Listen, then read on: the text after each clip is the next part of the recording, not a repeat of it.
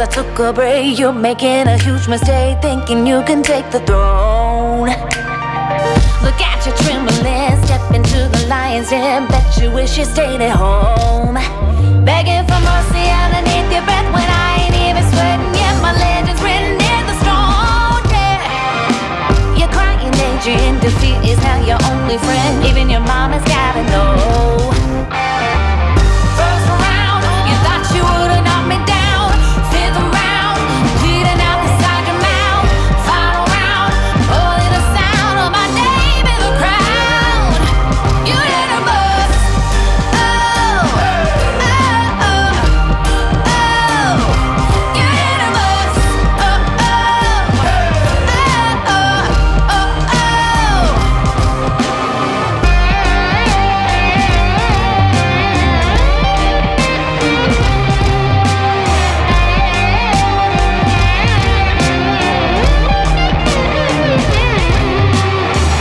First round,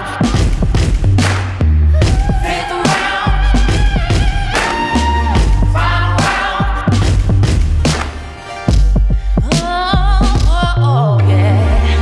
First round, fifth round, final round. No, no, no, no, no, no. First round, you thought you would've knocked me down. Fifth round, bleeding out the side of your mouth. Final round, only the sound of my name in the crowd. You hit a bus. Oh, oh, oh, oh. You hit a bus. Oh, oh, oh,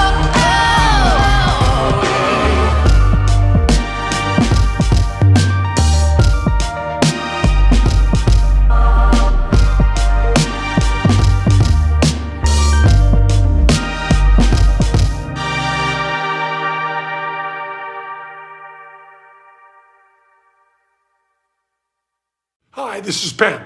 Penn Jillette, Penn and Teller. Big guy does magic, smaller guy next to me, he does magic too. He doesn't talk that much. Anyway, I wanted to welcome you to In Time with Nick. And, oh, what's that, Teller? What's that, Teller, what's that? Oh, yeah, yeah, Teller wanted to say welcome to In Time too, but his mic is off, like Nick. Love you all. Peace.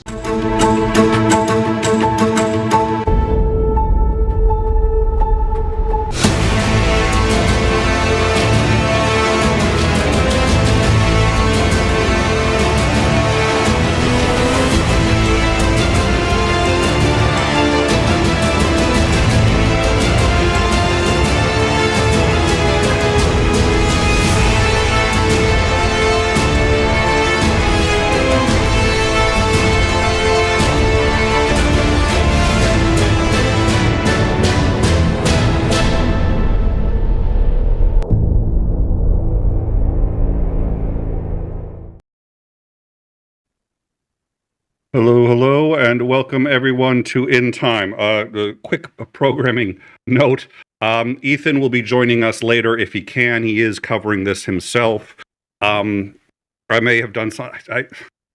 So, last night, like, I should, ask him if he'll come on. And it's late at night. I'm tired. I'm going to be going to bed soon. But I was just like, no, I'm going to type out this text. Boom. Will you come on tomorrow? Go to bed. Except it was already past midnight. So when he gets it, it says today, 12:05 a.m. or whatever, will you come do a show with us tomorrow? And so he thought it was tomorrow, which, given the title of the show, I think I should get some leeway on this. But apparently he thought it was tomorrow because technically I said tomorrow at midnight. I don't. Of You're course. you're on my side, right? Yeah, of course. Mhm. Okay. Yeah. Tell wait until it's just after midnight so that when you say tomorrow, it's perfectly clear what you meant. Even though somebody who objectively knew what time it was would go, okay, tomorrow. Well, and the way Discord works, it literally says, it was sent today. So he's like, okay, today he means tomorrow. Oh, God. Technology is going to get us all killed if Trump doesn't do it first. Thank you all for joining us. My name is Nick Suter. Welcome to In Time. So we'll see when we see him. We're looking forward to getting him when we can. I know he's covering it as well. One of the best political commentators on YouTube, in my opinion. So we're always lucky to have him. We're also hoping to snag Brooks if he has the time. He's also not always available. So the two have been invited. We will see whether or not they can make it. So we've been talking about a thing that Ethan had introduced us to early on. We've been talking about it a lot, and we're going to talk about it tonight. We'll see whether or not it has to become something central about tonight, but it's an interesting clause in the Constitution. We're going to put it up right here. Oh, no. Yes, we're going to put it up right here. Article 2, Section 3 of the Constitution. He shall, from time to time, give Congress information on the state of the Union. Now, this does not mean he officially is going to give a State of the Union address. Originally, this was usually a letter that presidents did, and recommend to their consideration such measures as he shall judge necessary and expedient. Now, here's where grammar and punctuation kind of matters, because we don't entirely understand what this means depending on how or where what you believe a comma does. He may, on extraordinary, now there's no period, there's a semicolon here, which really indicates a new idea. So this is presumably not tied to the State of the Union, even though it's in the same sentence. He may, on extraordinary occasions, convene both houses or either of them, and in case of disagreement between them with respect to the time of adjournment. So the only disagreement that's allowable is within respect to time of adjournment. He may adjourn them to such time as he shall think proper. He shall receive ambassadors and other public ministers, so on and so forth. Okay. So the first part of that is reasonably self-explanatory and is why, presumably, we're all here. This is technically not a State of the Union address. It is an address to both sessions of Congress. He was invited by the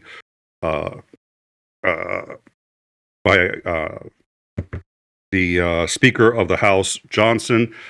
And so he's going to be speaking to both, sorry, I'm tongue-tied today, both houses of Congress. So what does the second part mean?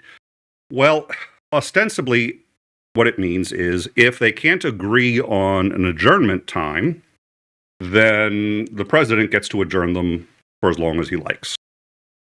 What does that mean practically? Well, first of all, has anyone ever done that? The answer to that is no. Nobody's even considered it until Donald Trump in his first administration, where he said that if Congress did not give him more of his appointments, he was going to adjourn Congress indefinitely and just do whatever the hell he wanted, because the Second Amendment to the Constitution, Article 2 allowed him to do whatever he wanted. It does not. So, can he do it? Can he do it here? And if so, how would it work? The answers to the first two questions appear to be yes. How would it work and what could he achieve through it is a bit ambiguous. Each of the houses have to adjourn from time to time, and I keep using the terms a little more loosely than I should. Each House of Congress, so the House of Representatives can actually, in essence, have both houses adjourn simultaneously. And so what they do is they set a time and they put forth I don't think it's a bill, but they do need to vote on it. So I think it's a motion to adjourn. That motion gets handed to the Senate. If the Senate agrees, boom, they're both adjourned. If they're adjourned for more than 10 days, recess appointments can be made. Now, presidents had been making recess appointments basically until Obama. And what happened with Obama was Mitch McConnell said, I don't want him making any more recess appointments because these appointments don't get vetted by the Senate. So they created a new sort of artificial construct of a, do you remember what it's called? I've now forgotten the name of it. It's, I want to say, it's a Latin term. It's pro forma. I think it's pro forma session of the House. And what they do is nobody has to show up. No work gets done. They gavel it in, gavel it out, done. And they do that every 3 days. So the House can adjourn for 3 days, but take a 20-day vacation. And the way they do that is somebody has to do the pro forma gaveling in every 3 days, so that technically they haven't adjourned for more than 10, and Obama couldn't get his recess appointments, and they've done that to every president since Obama. So no more recess appointments. Now, Donald Trump early on wanted a number of recess appointments. He wanted RFK, he wanted Matt Gaetz, he wanted a number of other recess appointments. And the recess appointments, he can just appoint and say, you're appointed. And I think they last for 2 years before they then have to get confirmed. So he would like to do a large number of recess appointments without the oversight of Congress. I don't understand entirely why it slows the process down, but so far Congress has given him every single person he's asked for, including RFK of all people. So I don't see this Congress really giving him a hard time. What else could he do if he suspends or if he causes Congress to adjourn for an indefinite period of time? That's a very good question. Presumably not a whole heck of a lot, because he's not allowed to make laws. All the lawmaking would stop. He wouldn't be able to do anything with money, except he's doing it with money anyway. He's in control of the Treasury and ostensibly in violation of the law, and the Congress's power of the purse has been pulling back money and withholding funds from agencies that he wants to. He has been told that this is illegal by at least 2 judges now, and there's a current standing order for him to not do this, and he's doing it anyway. So, at a minimum, if he suspends Congress and keeps fiddling with the Treasury, he can do whatever he wants with the money until Congress comes back. He would need to suspend Congress for more than 10 days. The reason is he can't do a recess appointment unless the 10 days are exceeded. If it exceeds 10 days, he can do recess appointments and just appoint anybody he wants to any position he wants. He has currently had confirmed 22 positions. 22 positions are currently confirmed. He has 143 nominees waiting to go to the Senate and be confirmed by the Senate. 143. There are at least 41 nominees who he has said will be his nominee, but he has not officially nominated them, and 408 open positions. This takes a long time, and most presidents get to the end of their presidency not having filled all of those vacancies. He can do it in 1 day if Congress is adjourned for more than 10 days. What else could he do? Well,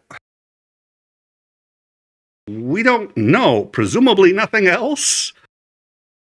But we don't know. He has threatened to do this because he was pissed at Congress. He did it April 3rd, I want to say 2017. I think that's correct. So he knows it's there. And how does it work? Well, both branches of Congress would have to disagree on when to adjourn. That's actually really easy to do, but you have to do one thing. You have to get the Speaker of the House to agree. You have to get him in on your plan. You tell the Speaker of the House, I want you to adjourn for 20 days. And he goes and he does that. And he says, we are adjourning for 20 days. And he puts that and he sends that to the Senate. The Senate then says, absolutely not, because if we adjourn for 20 days, Trump gets any nominee he wants, just like that. So they disagree. And then Trump says, all right, I am now adjourning Congress right here, right now, and I'll let you know when you guys can come back. And that's how it works. Is it going to happen? Well, first of all, he doesn't need to actually be in the joint session of Congress to do this. All he has to all that has to happen is that there has to be a joint session, and they do not agree on when to adjourn it. This was implemented as a measure of sort of being a tiebreaker, and if they're arguing with each other, he gets to come in and say, "Bad children, off to your separate corners until you cool down, and then you can get back to work." It certainly was not intended to do an end run around recess appointments. Recess appointments weren't intended to. I mean, it's all. I think it's Andering. I shouldn't say complain. You're far more troubled, I think, than I about just how much of the Constitution has been abused up until this point. Yes, very much so. So, that's it. Is he going to do it?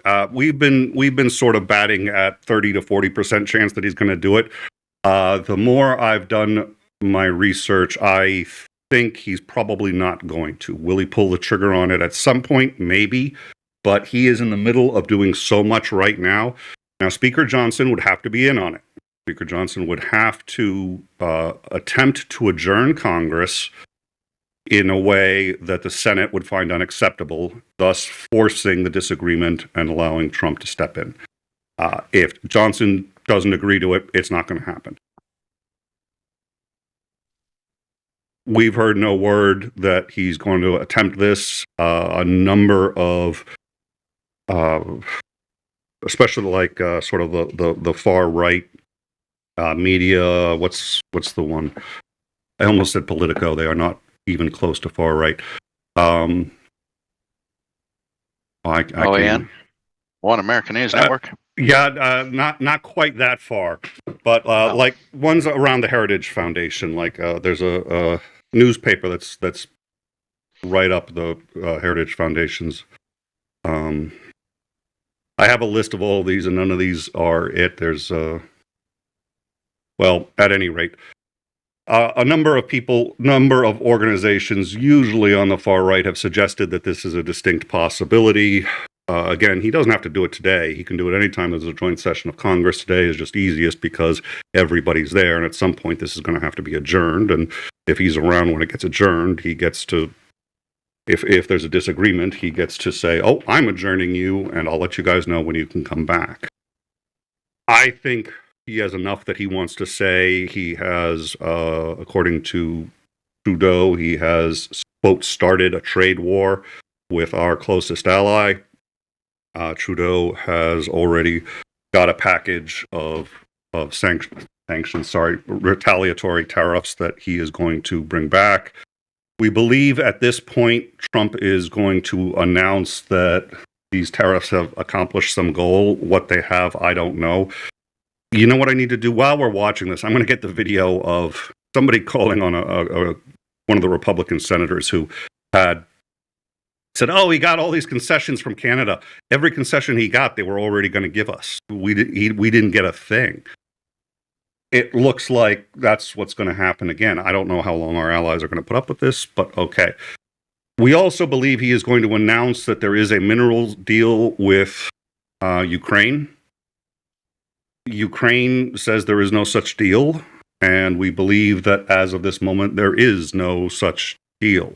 We do think he's going to announce one.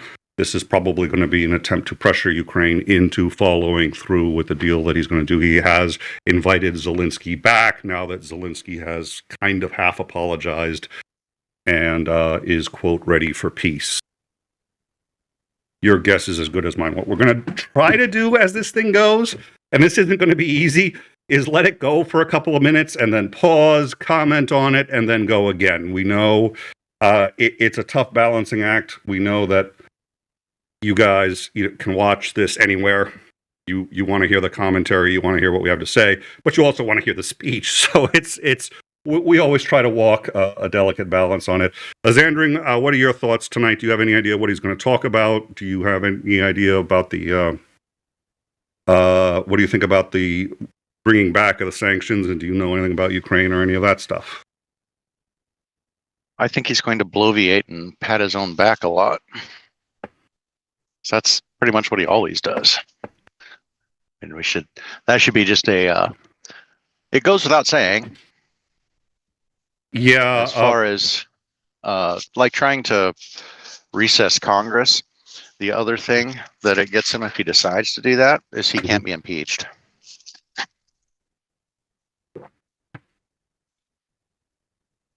There's no House to draw up there's articles no. of impeachment. That's There's right, no he can't be Senate to impeached. confirm it. So yeah, you can't, as long as Congress is in Adjournment. recess. Geez, why in the heck can't I find? Have you ever like lost something in a really small area, and you're like, I know that it's here. I know for a fact it's here. Yeah, that's me every day. So what I do sticky notes. That's how I remember things. Just do a sticky note, boom, put it there. And I was like, where'd I put that sticky note? I was like, okay, find previous sticky note, put that there. And then it's just like I have to like follow the trail of sticky notes. And if there's it's like dominoes. If one's missing, they're all gone. Nope, the whole thing just comes apart. Yep. So LJ Boone This would be my poor brain. LJ Boone suggested that we should have done a bingo card for tonight's show, and I think that would have been, Trump takes credit for Neil Armstrong landing on the moon. Trump takes credit for. I mean, just something for the in-time audience. We should have done that for his next State of the Union speech. We will get you guys bingo cards. We'll have a blast, and hopefully he won't overthrow the government. I mean, we'll hope not. He is aware of some of these things. So yeah, the fact that he already threatened to do this once, and has said before that Article 2 gives him unlimited power, which it turns out it does not. I mean, it also specifically lays out what he can do, and if it's not specifically enumerated, then he can't do it. But that's obviously it's not stopping him. All right. He's still doing it. That's what pisses me off. All right. So we will bring, let's see. It's set to begin at 9 today, not tomorrow. I learned that lesson.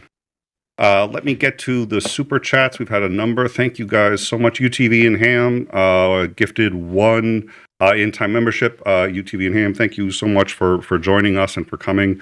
Never mind. Good to see you. Thank you for joining us. Michelle Isquierra, $20. I think it's going to be pretty exciting. I have to give it to him. He can be entertaining. He really, it reminds me of Private Parts, the Howard Stern movie, when they're trying to figure out why he's so popular, and they've conducted a poll, and the guy's talking to the guy who did the poll, and he said, okay, so what do we got? He said, well, the average person who likes the Howard Stern show watches it for an hour. It's like, an hour?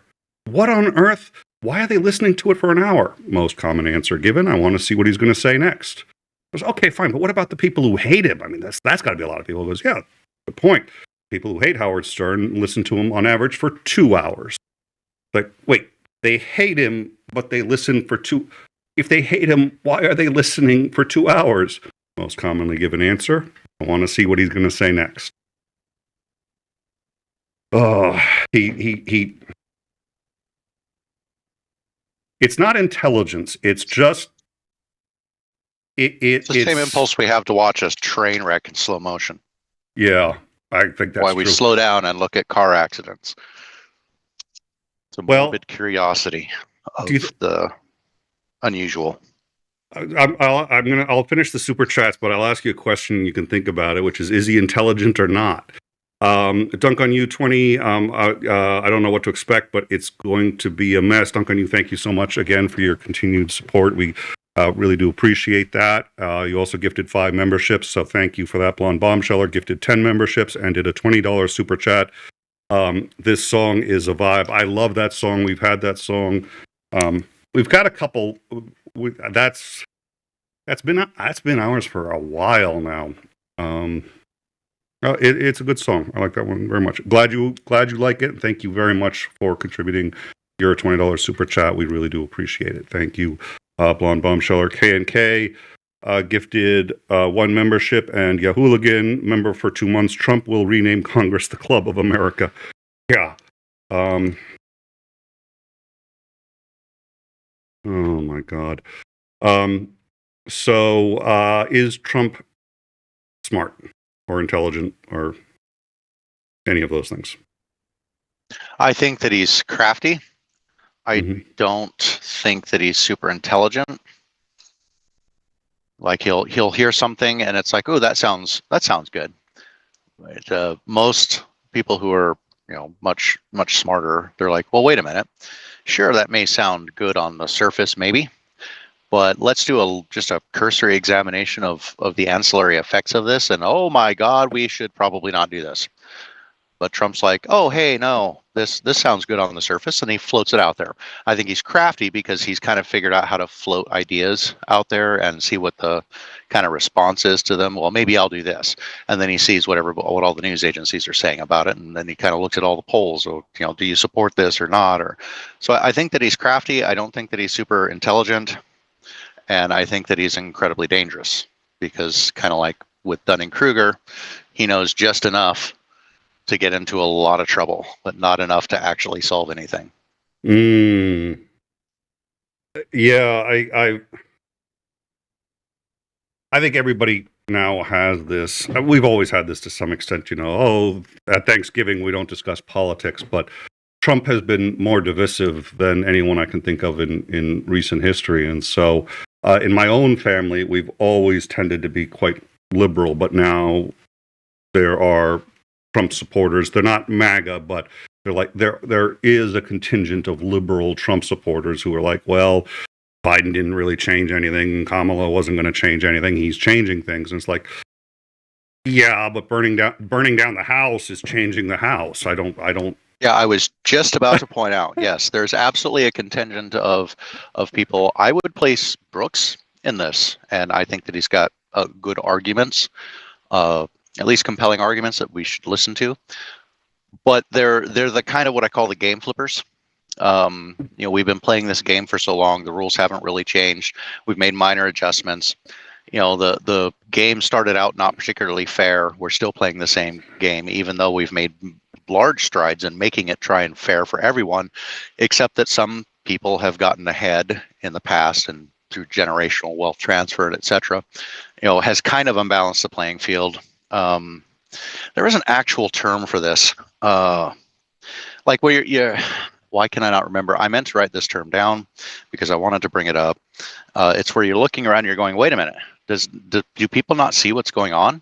Am I going crazy? What the hell? And it came about from towards the end of the USSR, when the Soviet Union began collapsing, where everybody knew this was falling apart. Everybody knew that those were broken, but everybody just kept doing the same things and pretending like it's all okay. And I wish I could remember. It's not denial, but I know what you're talking about. It's like it's like a combination of denial and learned helplessness. It's yeah. I wish I could remember. I like I said, I saw somebody hypernormalization. Thank you very much. I am not going to try and pronounce your name, Gaming Goo. So yes, hypernormalization. That's the term I was looking for. So we've got a bit of that in the United States. We know shit's broken. Social Security has been broken since the day it was put in. Just the fundamental structure of Social Security was bad, and they made it worse and worse and worse over time. When they got rid of the actual trust fund, which didn't really stop Congress from taking the money trust fund and just putting an IOU in it instead. So the money wasn't actually there, except now it just goes straight into the general fund, and it's paid out of the general fund. Thank you, Bill Clinton. So, we've known a lot of these structures are broken and they aren't really working, and they're causing lots of different problems, except that everybody just kind of keeps going on like this isn't going to fall apart. Politicians don't want to address, the third rail of politics has always been entitlements. It seems like as soon as you start talking about how do we meaningfully address entitlements so that they don't bankrupt the country, congratulations, you're not getting elected. So we kind of all know this, and we see it coming apart more and more. We see, quite a lot of bifurcation in the United States, balkanization. And granted, we've had many times in the past in the United States that we've had things as bad as this. And, the United States is still here. And I think that we do get some of that normalcy bias in us as well.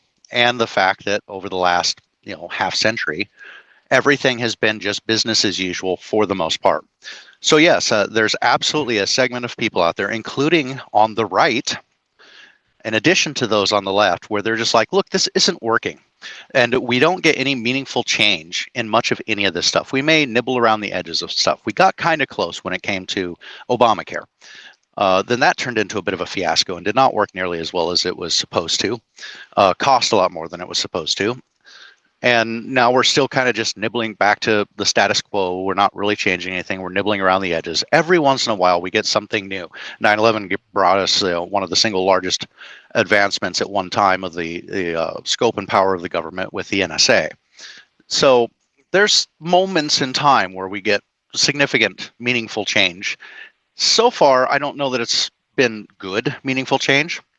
At least now that we can look back on it, maybe people were very much in favor of it at the time, but it has not really worked out the way that it should have. So we have these people on each side that are just like, look, I'm looking at this game of chutes and ladders, and I am stuck in between the same ladder and the same chute. I'm going around in circles. I see all the wealthy people who have kind of the ear of everybody. They have the political influence. They have the money and ability to affect their lives around her. But for the regular person, they really don't have kind of the mobility that we used to have. We're kind of stuck in a hamster wheel. And so they're getting to the point where, screw it, I want to see this whole thing burned down. They flip the board with all the pieces and everything all over the place in hopes that when everything comes to rest, their piece will be in a slightly better position. But it completely disrupts the whole thing, and it brings about a whole new game that at least gets people interested. There's like, okay, now that we've shattered everything, we might be able to get something better. We might be able to advance ourselves. Something good might come out of that because, this constant march, the hypernormalization of broken systems has caused this kind of inept rage among a wide swath of political leaning people where they're just like, this isn't getting fixed. And I don't see how it does get fixed. It's going to come apart. Let's just tear it down and put something else in. Because we know what we get tomorrow because we're doing the same thing that we did yesterday. So we're going to get the same results as we got yesterday. So yeah, there's a growing number of people that I've heard talk about this. They more or less just like burn this bitch down. I'm sorry, I did tell you that I would try to limit the use of my foul language. But in this case, I'm a little bit annoyed because they're shredding the Constitution. And you have a whole group of people who are supposed to care about the process of the Constitution. And I think many of our problems is because we've kind of gotten away from the strictures of the Constitution. And they're shredding it. And there's a whole slew of people that are supposed to be in favor of, our founding documents, supposed to be on the right, supposed to conserve the kind of country that we had. And they're cheering it on, and it pisses me off. And so, yeah, I have that empathy a little for the, just burn this bitch down and let's see where we're at when we break all these systems apart, break free from it, and move on to something else. Well, Elon Musk does certainly appear to be doing his best to do that, which actually, okay, so I do want to bring up Elon Musk. I want to bring up Duncan. You asked about what do you think about Trump's potential violation of the First Amendment today. I want to ask to elucidate what you mean on that. House Democrats are planning on disrupting this event, which I do not agree with. I don't know at this point that there's much of an alternative because the problem is it's sort of what Marjorie Taylor Greene started more than 4 years back when, it may have been 4 years ago. Usually, you get one side standing up and applauding and the other side doesn't, or you get both sides. And, there's supposed to be some form of decorum here. Now, it's not like Parliament in the UK where they really do yell at each other and boo and hiss and all those other things. I suppose we could devolve to that. It works for them. So, but I like the idea that you allow the president the chance to speak and say what he's going to say, and then you're going to go right back on to fighting however you're going to fight. But the whole idea is that he addresses the joint members of Congress. Marjorie Taylor Greene started, liar and all this other stuff shouting out during it. And she was the only one doing it, and she didn't really receive any consequences for it. She's received no consequences for her behavior. She is the most spoiled brat 6-year-old I have ever seen in my life, and she's not even 6 years old. I mean, just take any 6-year-old I've seen. They're less spoiled brat than Marjorie Taylor Greene. And but it then got at further State of the Union addresses, more and more people would speak up and shout and be disruptive. It was kind of my hope that the Dems this year would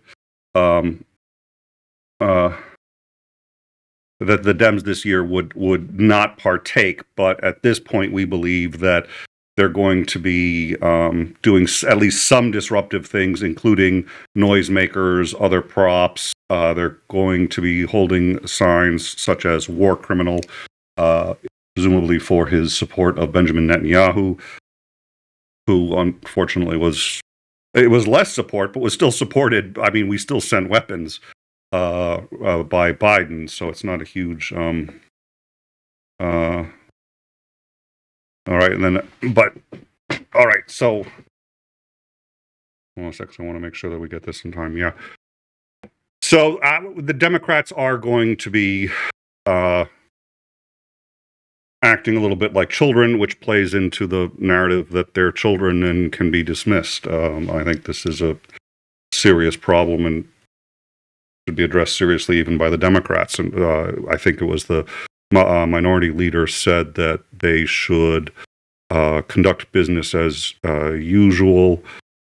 Oh, no. Well, okay, no, that's a House Democrat. Where's the speaker said that, we're the opposition party and should conduct ourselves accordingly, but it looks like that's not going to happen. There's been a number of closed door meetings by Democrats, and they seem to have shenanigans planned. It feels like I'm back in summer camp.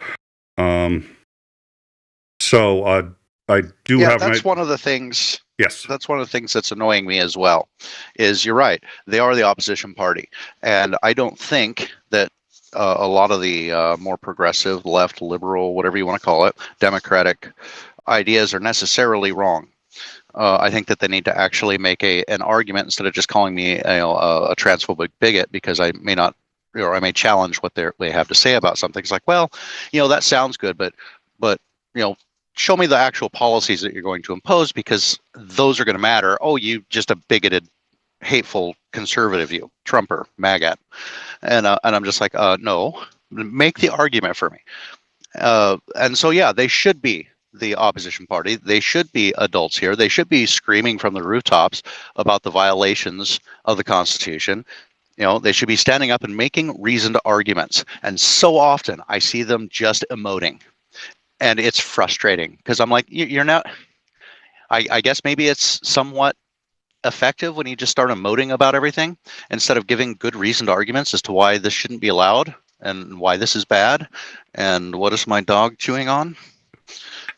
I don't think the emoting is helpful. I also think you have a very hard time reasoning a person out of a position they were not reasoned into. And I think a lot of the positions that people find themselves on, admittedly both sides of the aisle, are much more emotional than they are rational. I do have a couple super chats I want to get to. I also found, thank you, Titan, sent me the First Amendment violation thing, so I do have that. I'll discuss that in a second. Don,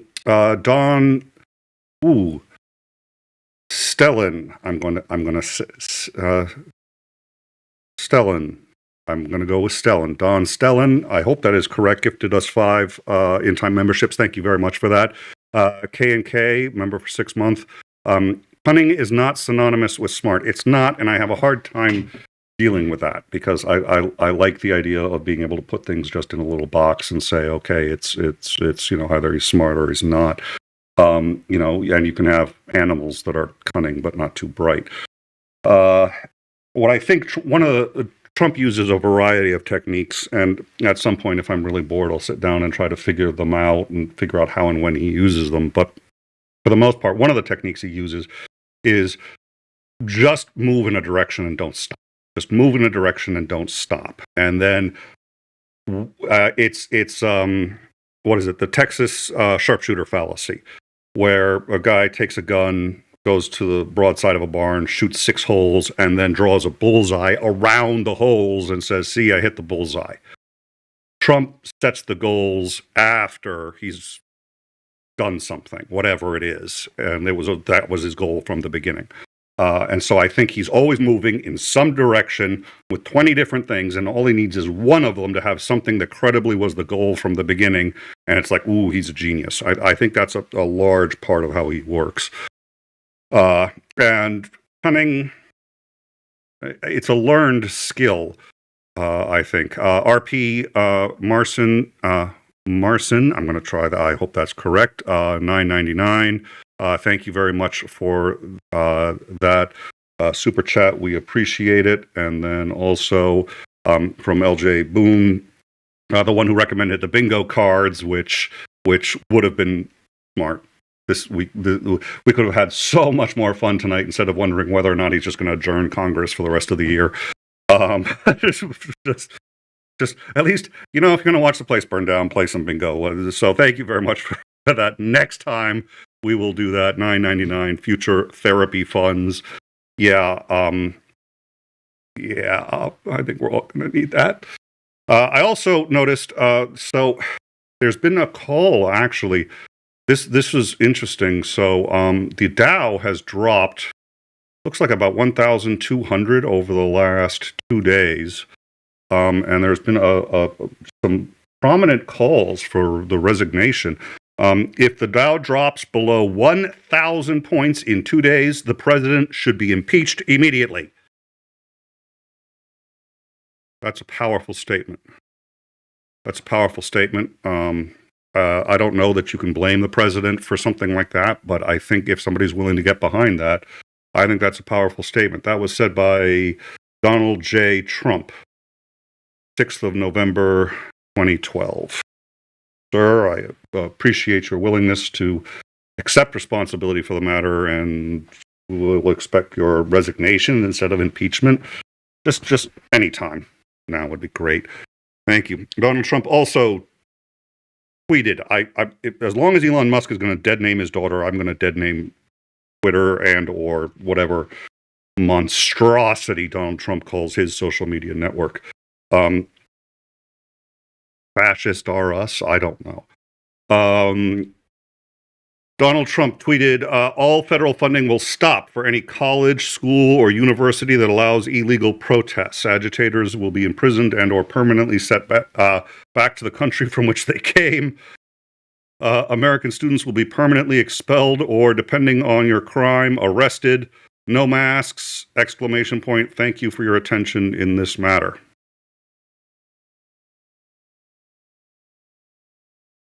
I swear to God, it's like working at a grocery store. You're a bagger, cashier, mop the floors, stock, whatever you do. And you're sitting in the lunchroom on your break, and it's just like, attention, everybody. From this point going forward, this is the new policy. He's just tweeting out policy. What the fuck is an illegal protest? Well, that's a really good question. If it's a private university, it's illegal if the university decides it's illegal. Universities rarely make a big deal about that, but the university is private property. The police can't do anything about it, as long as they're not breaking any other laws. Yeah. That doesn't make it illegal. It can make it against policy.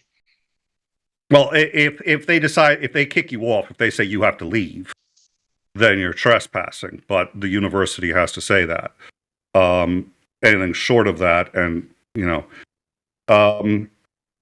any federal funding will stop for any college, that allows illegal protests. I mean, this is, I love this. This is pure Trump. It doesn't mean much. Who gets to define what's illegal? He's going to find that, again, if it's a private university, if it's a public university, well, usually people who protest in public places tend to get permission and pre-authorization for those kinds of protests. And so it's a legal protest.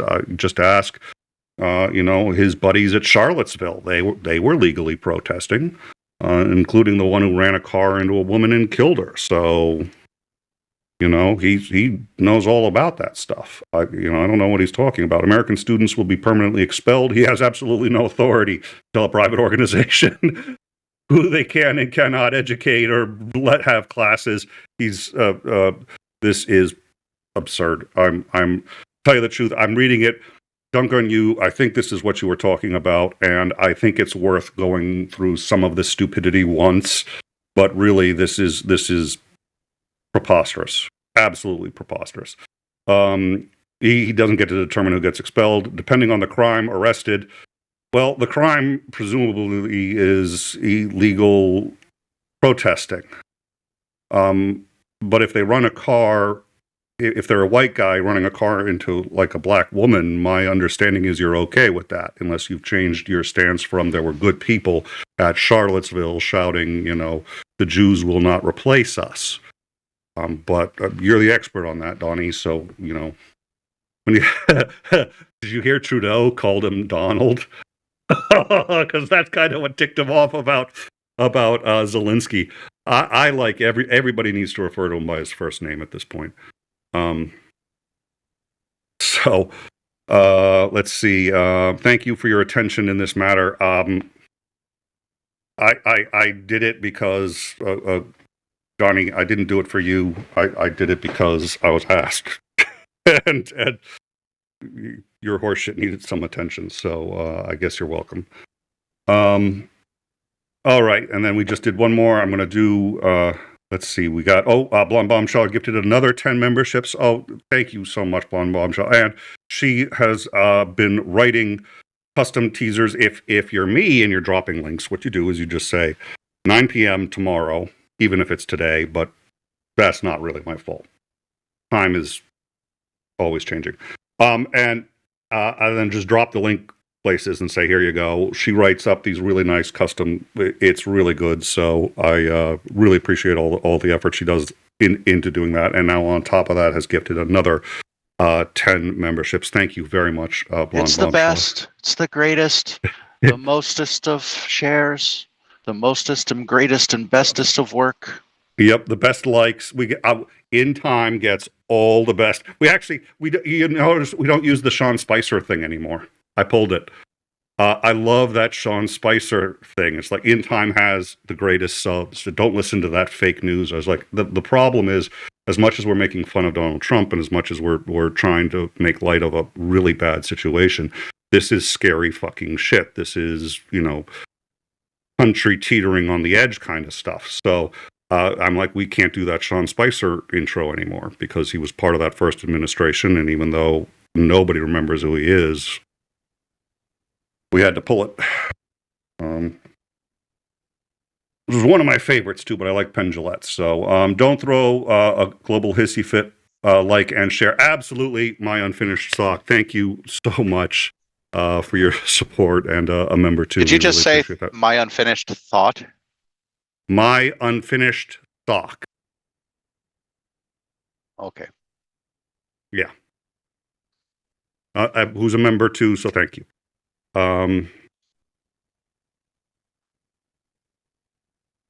Let's see. It was just audio issues. I could have swore you said my unfinished thought, and I'm like, I don't think that's what that said. Well, who knows? I could. I have an unfinished sock as well. So.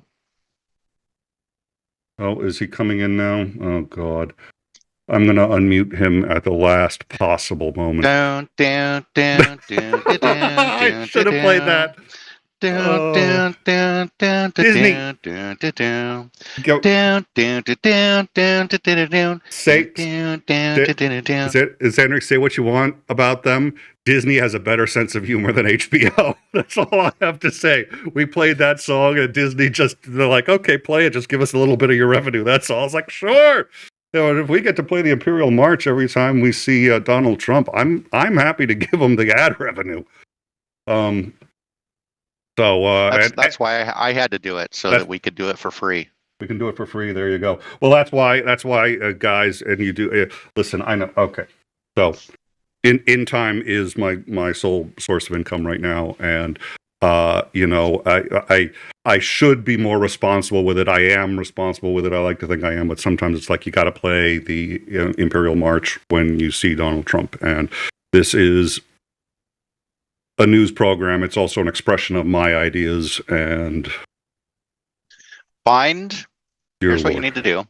We need to find the Philharmonic playing the Imperial March.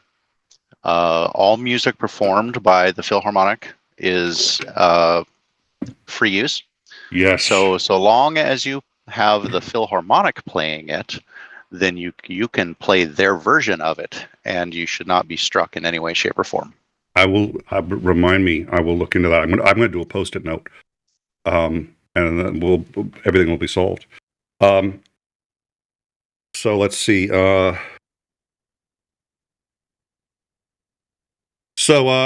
gonna make them stand there for the entire time I've been doing that. We've been talking about this, and they've all been standing there. They're gonna make them stand there and clap for like 20 minutes before he can actually come in. Oh God! And the Supreme Court justices are actually getting clapped too at this point. And they're about to. The judiciary at this point is a joke. It became a joke, I think, when Chief Justice John Roberts decided that the court, basically because they were the highest justices, nobody could preside over them, and nobody could impugn their integrity. It was simply by nature of the fact that they defined integrity. You couldn't question their integrity, so they could not be held to a codified set of ethics like every fucking judge under them. So there's all the ethical rules for the U.S. Supreme Court are non-binding, and they are voluntary. What? You can't. We have a guest. We have a guest. Oh, sweet. Yes, we do. Brooks is here, so let me get Brooks a camera. And good to see you, Brooks. Yeah, I can't hear you until I get you into a camera. We will put you. It's my favorite person that disagrees with just about everything that I believe in, and I love him for it. Well, he's a listener too, and there we go. So Brooks is now in, even though his shield is down. There you go. Good to see you. Love you too, as entering. So I was late. I was making a brisket sandwich. So sounds good. You suck. I made 72-hour brisket the other day, and so it's a full brisket. It's a small family, and I just had a couple of guests over, so I just have like an infinite amount of meat, and so it's like becoming every meal in one way or another. Alms for the poor. If you were nearby, you come through. I'll make you 72-hour brisket. Ooh. Oh, I love brisket. That's like my favorite thing. And being on my ketovore diet to try and help with some health issues, there's the chunks of the fat in it. The chunks of the fat after you smoke it, it's just divine. Oh my God, you're making my mouth water. Stop. Oh, I know. So yeah, so Nick, you think everything's not over yet? That's what I was gathering. It's like, oh no, what if bad things happen tonight? It's too late, buddy. Yeah, no, that's what yeah. We're at the bottom of the valley. Everything from here is just shit that's piling on top of shit. It's actually a way for us to climb out with any luck. The shit's getting so deep we might just get out of this hole soon. Yep. All right, let me quickly, my unfinished journey, $6.66. Hail Nero, hail Nick and his Andering, and hail quote, illegal protests. That's not my name. Sorry, just that took me a second. I'm thinking of burnt ends right now. There was a nice barbecue. Burnt ends are good, and it's an easy. It's sous vide is a great way to like fake barbecue, and people can't tell the difference, and it's super lazy. It's just the easiest thing. So that's just my little tip of the day. Happy to go through recipes if you want, because like that's kind of where I'm at. Like if you can't tell. That is honestly probably more useful for the people now at this point. It's 30 to 90 days from now, Social Security is going to collapse, it looks like. Okay. That's it. None of this matters. Literally nothing else matters. Once that happens, there's going to be hundreds of thousands of dead people. And there's going to be rioting in the streets. That'll be it. And that's going to be either where they try to do martial law or whatever, or something else happens. But either way, that's the course we're on, because they aren't changing course. Social Security Administration is going to be collapsing in the 30 to 90 days. That's it. That's it. Now, Social Security checks are normally kind of late anyway, and they've cut the force by 50% today. They've not been misdone since 80 years. Oh, I think really? It was. Okay. Yeah, no, this is, and if that happens once, all it takes is one time. But if one check is missed or it comes a day or two late, how many nursing homes, how many medications, how much food is not going to be purchased? And that's just primary effects. That how many people are just going to pick up an old person and put them on the curb? And that'll be the end of the day for them. That's it. And that's not a few. That's 72 million Americans are actively on Social Security. 90% of people over the age of 65. And of those, the vast majority, it's the only thing keeping them out of abject poverty. So that happens. That's just the first effect, is people not having medication, which probably will die, not having food, so they'll die, or not having homes, in which case they'll die. So there's a lot of that. A lot of people don't have family to take care of them. That's not a thing. Like I had someone say, well, look, they can just find they can find someone in an emergency. It's like, you don't understand the lives people lead if you think that's the way that goes. 72.9 million Americans.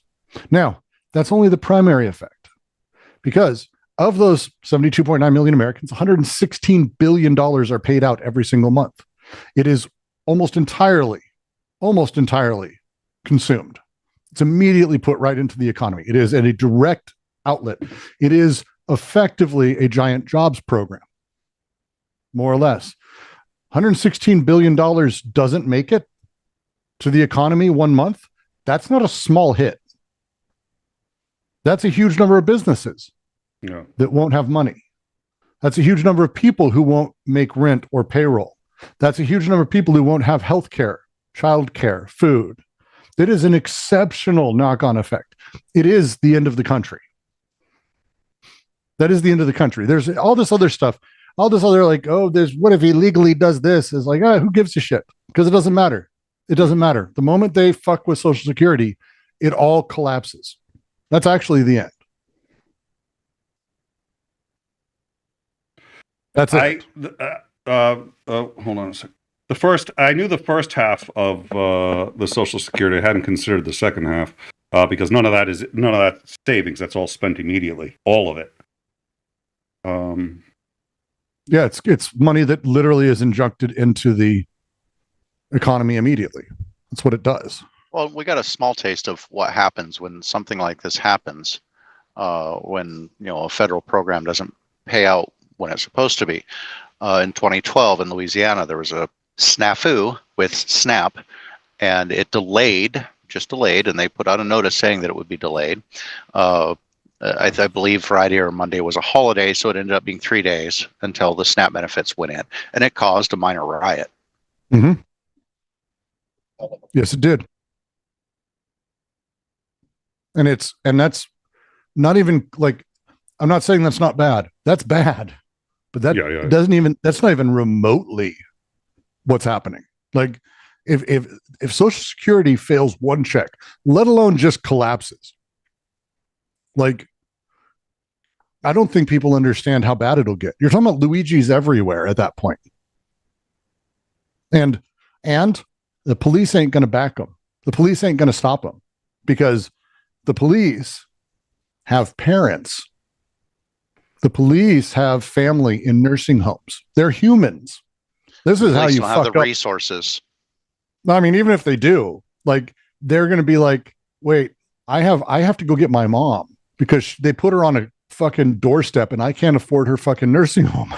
Like, that's insane. That there's 2.8 million children are dependent on Social Security because their parents are dead. Like, Social Security benefits pay out to an extraordinary number of people. Disability payments, holy shit. Like, I'm all those, that's not even counting a lot of these, like, that they're doing this, and that it's at the stage where they're openly talking about this. Elon Musk is openly talking about how they're going to just tear it apart and break it apart because they're trying to make it as minimal as possible. They don't understand that in theory is good for business because it's only good for the bottom line. It's shit for customers because customers can't get through. But when a person can't get through to get help for their check or make an adjustment, that ruins their life. That's why government services can't be considered as profitability. That's why all of these people are ghouls. And that's why, again, not all of this, we'll see what happens. Because I'm okay with that. I told Titan, because he had said, "Oh, is Brooks coming?" I said, "Well, I invited him. Don't know if he's coming." So we had a short chat. He was like, "Oh, if he invokes Article 2, Section 3, and decides to suspend Congress and then just start appointing anybody he likes," I was like, "You could get anybody. You could get Gates back. You could get." Brooks was like, "Oh yeah, let's go for Gates." I was like, he was all cheering him on. I was like, I'm ready for it because they're bad at this. Like, that's the thing. You save Social Security. If you're going to try to, like, this is Marx. This is Karl Marx. If you haven't read Das Kapital and the End of Capitalism, he is outright saying where it ends is the capitalists take all the things in the government that were public. They privatize them. They try to run them, and they slowly eat them alive to try to get all bits of profit they can. Marx said this. And to him, this would be horrifying. I think there's a problem, though. Marx presumed that the capitalists weren't completely retarded. and we have those. We have those people. We have business people who actually never made anything or built anything or have any conception of how to run a company or build a company in any way. Like, that's who these people are. So they're just kind of doing the thing that they think people expect. They're bad at this. Like, in the next 6 months, I want them to do everything. Because I want pain to be felt by everyone equally. I want people to realize how awful this is. So that way we can maybe make changes and do something better. Because this is only going to hurt from here out. Look at that guy. RFK puts out a thing, anti-Semitism is the new disease he wants to cure. Did you see that shit? I did not see that. Holy shit. Pure anti-Semitism. Like, he doesn't believe in AIDS as being a virus, but anti-Semitism. There's a vaccine for that. Yeah. Okay.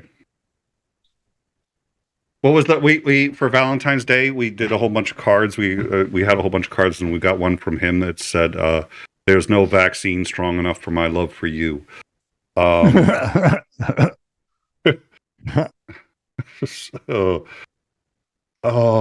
Anti-Semitism has a well. So he's just got his nose up Trump's ass. Okay. So what does I thought it was great. That's one of my favorite things that he's said. Anti-Semitism, like racism, is a spiritual moral malady that sickens societies and kills people with lethalities comparable to history's most deadly plagues. In recent years, the censorship and false narratives of woke cancel culture have transformed our great universities into greenhouses for a deadly and virulent pestilence. Making America healthy means building communities of trust and mutual respect based on speech, freedom, and open debate. He totally did not write that. I mean, it was his announcement. Right. He put it out, but somebody wrote that for him. Yes. You've listened to him speak, right? Yeah, he didn't write that. Well, I mean, he might have because. Well, yeah, I guess maybe he does sound much more eloquent and has much better word usage when he's writing, as opposed to when he can't speak anything. He should get one of these boxes. He should do that. I think it would be a lot better for everyone. Yeah, it is painful for me to listen to him speak. I do hate him a lot. Yeah, he's pretty detestable. So, let me ask you a question. So, how does this affect the EU and other countries more closely related to us, such as Canada and Mexico? When this happens, this is going to be felt globally in ways that it's going to be really hard to define. Like, again, we're talking about 70 plus million Americans. This is their only source of income, and it immediately gets consumed in terms of food and purchases and cleaning materials and clothing and cheap shit from China and Walmart specifically, and Walmart pharmacies and pharmaceuticals and medicine, blah, blah, blah, blah, blah. All of that. Just take $116 billion hit. But hit for that month, and then another, and then another. And how long will that not just completely ruin everything? Like, we have a very, very complex system of capitalist production that necessitates the most extraordinary vertical integration and logistical integration, that everything is counterdependent on every other thing. The maintenance of the system alone is painfully expensive, let alone actually producing. And the moment that things with the tiniest profit margins, which is the vast majority of the entire thing, $116 billion gone, that's not a little bit. That's not, oh, we take a hit here and there. That's the entirety of entire companies. Like, there's nowhere that's safe, I think would be the way to put it. As much as I'd like to say this hurts America only and the rest of you are good, you're all fucked. Like, you're all fucked. Everyone's fucked when this happens. If we don't immediately turn the page on this, and they don't start fixing this pretty much immediately. The former head of Social Security Administration said, I recommend people start saving now. You probably have 30 days. This is not like, he didn't even like do it as like a big announcement or like a press conference. He's like, hey, this is serious. Like, be ready. China is going to be fucked. Europe is going to be, we're going to be in the middle of transferring through logistics stuff that's being traded between everything. And it's going to have to halt because shit's not going to get bought. And Jesus Christ.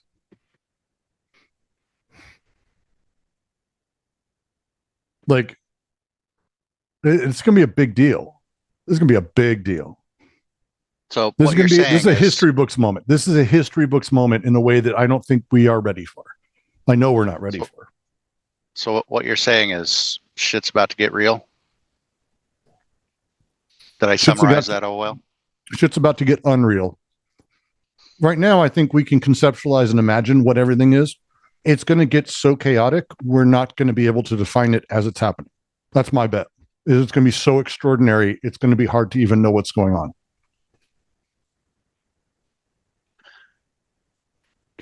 Okay, I can see your characterization. And I was going to say, people have been screaming about, collapse and all this stuff for a while. So that was my, shit's about to actually get real. No, I know what you mean. Case for it's, yeah, you make a good case for that. It's going to be unreal in that you're not even conceptualizing exactly what's going to happen. I'm until yesterday, I was, hey, this can be a thing that we get through. The moment that turned and the moment I started to dig into how many people had been laid off, how many offices are being closed of the Social Security Administration. Now they think it's like this central thing that they can just operate with very few people. That's in motion, actively right now in motion, and no one's doing anything to stop it. No one. The Democrats aren't doing anything. They're fucking useless. They're limp dick pieces of shit. across the board. We have elected them and we put them in power. That's the way it is. They suck. And so no one's doing anything. And that level of destruction, again, I shudder to call it chaos, because I think it's going to be so complex mentally that we won't know how to even react to the world. Like what one day the check's late and you're driving down the street and you see a nursing home putting people outside. What are you going to do? Like, how do you even react to that as a thing?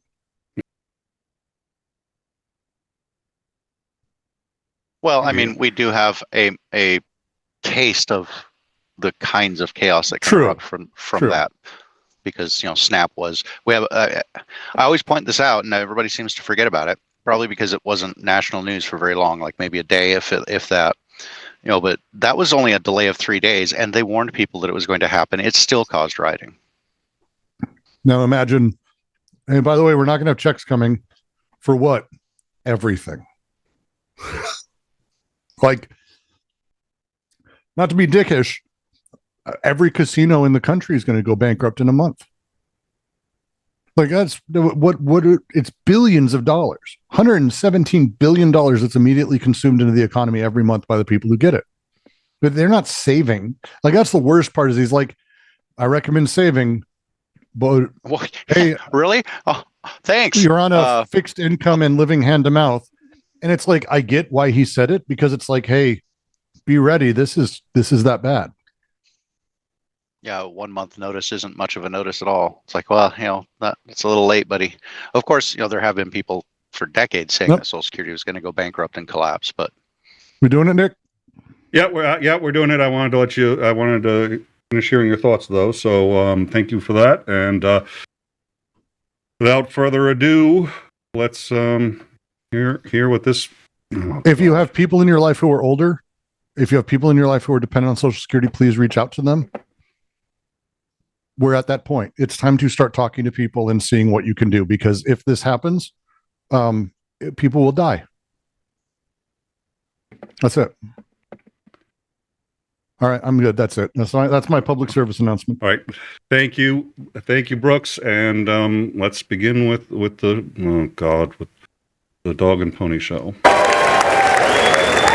you, sir. A bit loud, sorry. Hopefully the audience can hear that and it's not too loud for those of us listening here.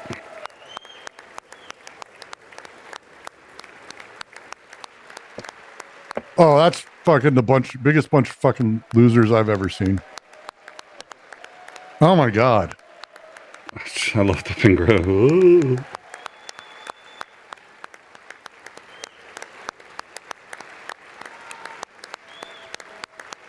Wow. The audio is picking up just like through a couple of random people. It sounds like it's only 2 or 3 claps through my headphones, and it makes it a lot more comedic. It's like, I mean, you can see the video. It's like half the people are still clapping, but it's only picking up like the 2 people behind them.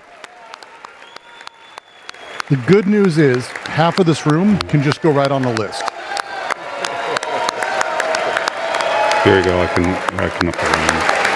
That should do it.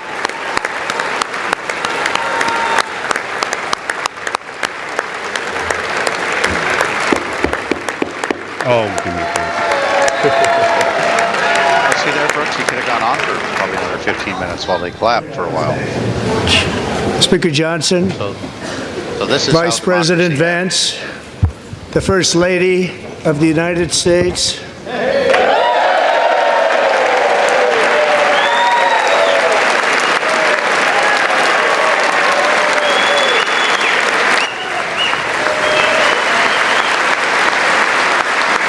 she's delighted to be here.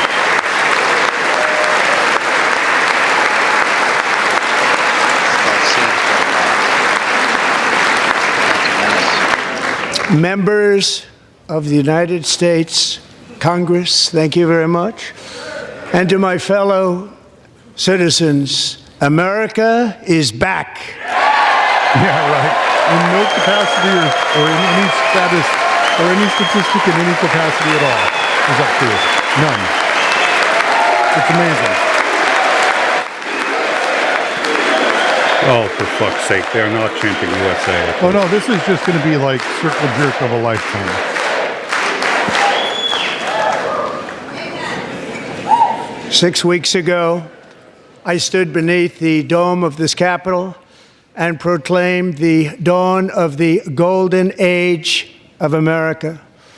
From that moment on, it has been nothing but swift and unrelenting action to usher in the greatest and most successful era in the history of our country. DON. We have accomplished more in 43 days than most administrations accomplished in 4 years or 8 years. Nope. And Nope. we are just getting started. I mean, none of that's true. It's amazing.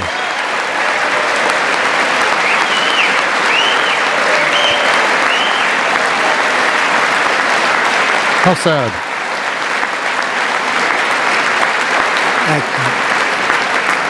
I return to this chamber tonight to report that America's momentum is back, our spirit is back, our pride is back, our confidence is back, and the American dream is surging bigger and better than ever before. No. No, that's not true. It's amazing. The American dream is unstoppable, and our country is on the verge of a comeback, the likes of which the world has never witnessed and perhaps will never witness again. Oh, yeah. Never been anything like it. We have the strongest economy on the planet, the strongest The military. presidential What are we coming election back of from? November 5th was a mandate like has not been seen in many decades. That's not We true won either. all 7 swing states, giving us an electoral college victory of 312 votes.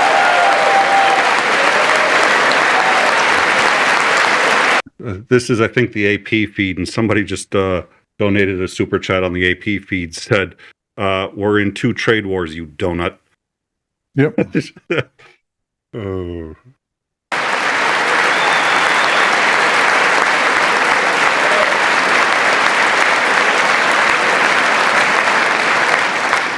We won the popular vote by big numbers and won counties in our country. 1 counties.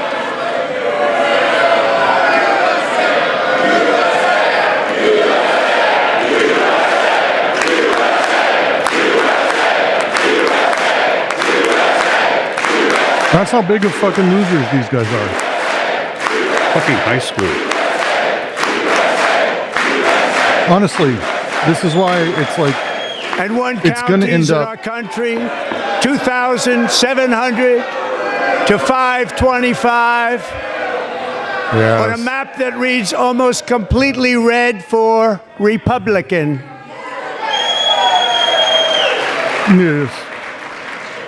Wow. Now, for the first time in modern history, more Americans believe that our country is headed in the right direction than the wrong That's not direction. true. In fact, That's- it's an we know that's not astonishing true. Yeah, record. that's a, like a, 27-point swing, the most ever.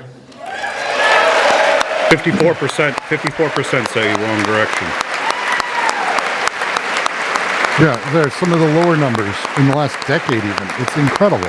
Yeah. We had better numbers the first time around. Likewise, small business optimism saw its single largest one-month gain That's the opposite of ever true. recorded. Mr. President. A 41-point jump. Oh, look, the pussy can't handle it. Members are directed to uphold and maintain decorum in the House and to cease Whoever any that is further my hero. disruptions. That's your warning. Yes, yeah. They're going to throw someone out during this. This is going to be Members fun. are engaged They're gonna in throw a lot of willful and people out, I continuing think. breach of decorum, and the chair is prepared to direct the Sergeant at Arms to restore order to the joint session. Do it. Do it, you pussy. Coward. Come on. Love it. This is starting to resemble British Parliament. Not yet. But I mean, at least Mr. Green, that's take your entertaining seat. to watch. Take your seat, sir. Take your seat. Finding that members continue to engage in willful and concerted disruption of proper decorum, the chair now directs the Sergeant-at-Arms to restore order. Remove this gentleman from the chamber.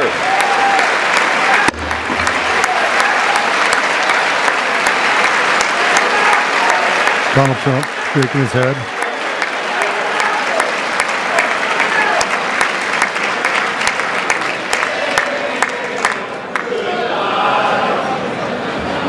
Did they just do the hey, hey, hey? Good. This is summer camp. This is middle school now. Go. They were singing that na na na na na na na. Members are directed Hey, hey. to Jesus. uphold and maintain decorum in the House. Mr. President, you continue. Hello, Mother. Thank you.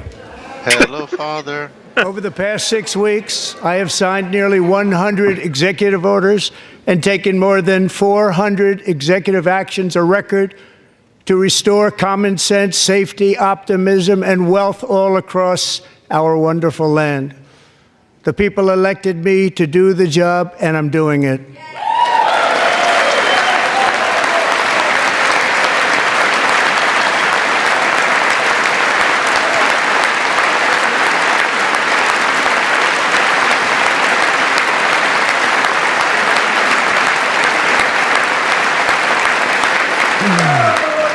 In fact, it has been stated by many that the first month of our presidency, it's our presidency, is the most successful in the history of our nation.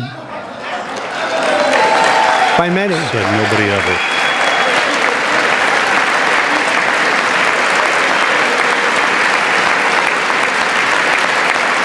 And what makes it even more impressive is that, do you know who number 2 is?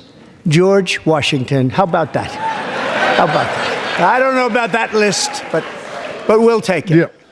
Yeah, that's Within not hours a of fucking taking thing. the oath of office, I declared a national emergency on our southern border, and I deployed the U.S. military and Border Patrol to repel the invasion of our country.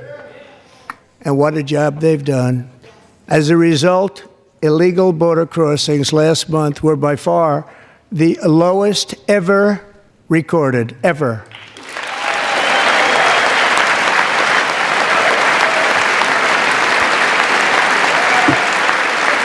That's the fun thing about statistics. When you don't count things. They heard my words and they chose not to come. Much easier that way. In comparison, under Joe Biden, the worst president in American history, there were hundreds of thousands of illegal crossings a month, and virtually all of them, including murderers, drug dealers, gang members, and people from mental institutions and insane asylums, were released into our country. Who would want to do that? This is my 5th such speech to Congress. And once again, I look at the Democrats in front of me, and I realize there is absolutely nothing I can say to make them happy or to make them stand or smile or applaud. Nothing I can do. I could find a cure to the most devastating disease, a disease that would wipe out entire nations, or announce the answers to the greatest economy in history, or the stoppage of crime to the lowest levels ever recorded. Resigning. And these people sitting right here will not clap, will not stand, and certainly will not cheer for these astronomical achievements. That he has to make these things up. Five times I've been up here. It's very sad, and it just shouldn't be this way.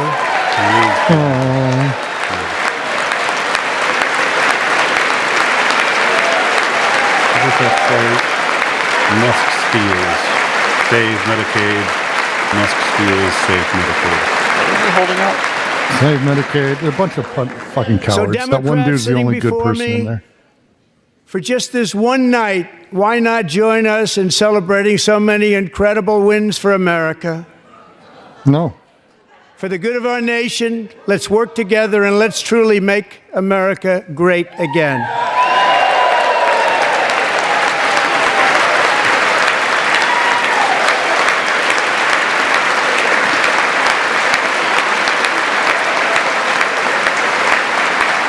Yeah, they're just double-sided placards that say false on one Every side. day and my Dave administration Medicare is something else fighting on to the other. deliver the change America needs to bring a future that America deserves, and we're doing it.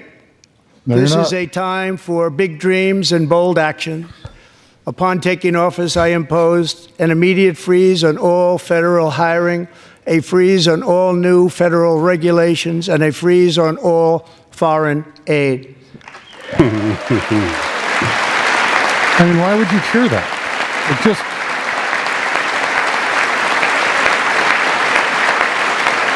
I terminated the ridiculous Green New Scam.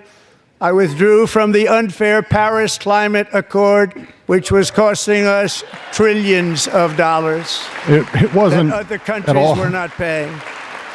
I withdrew from the corrupt World Health Organization.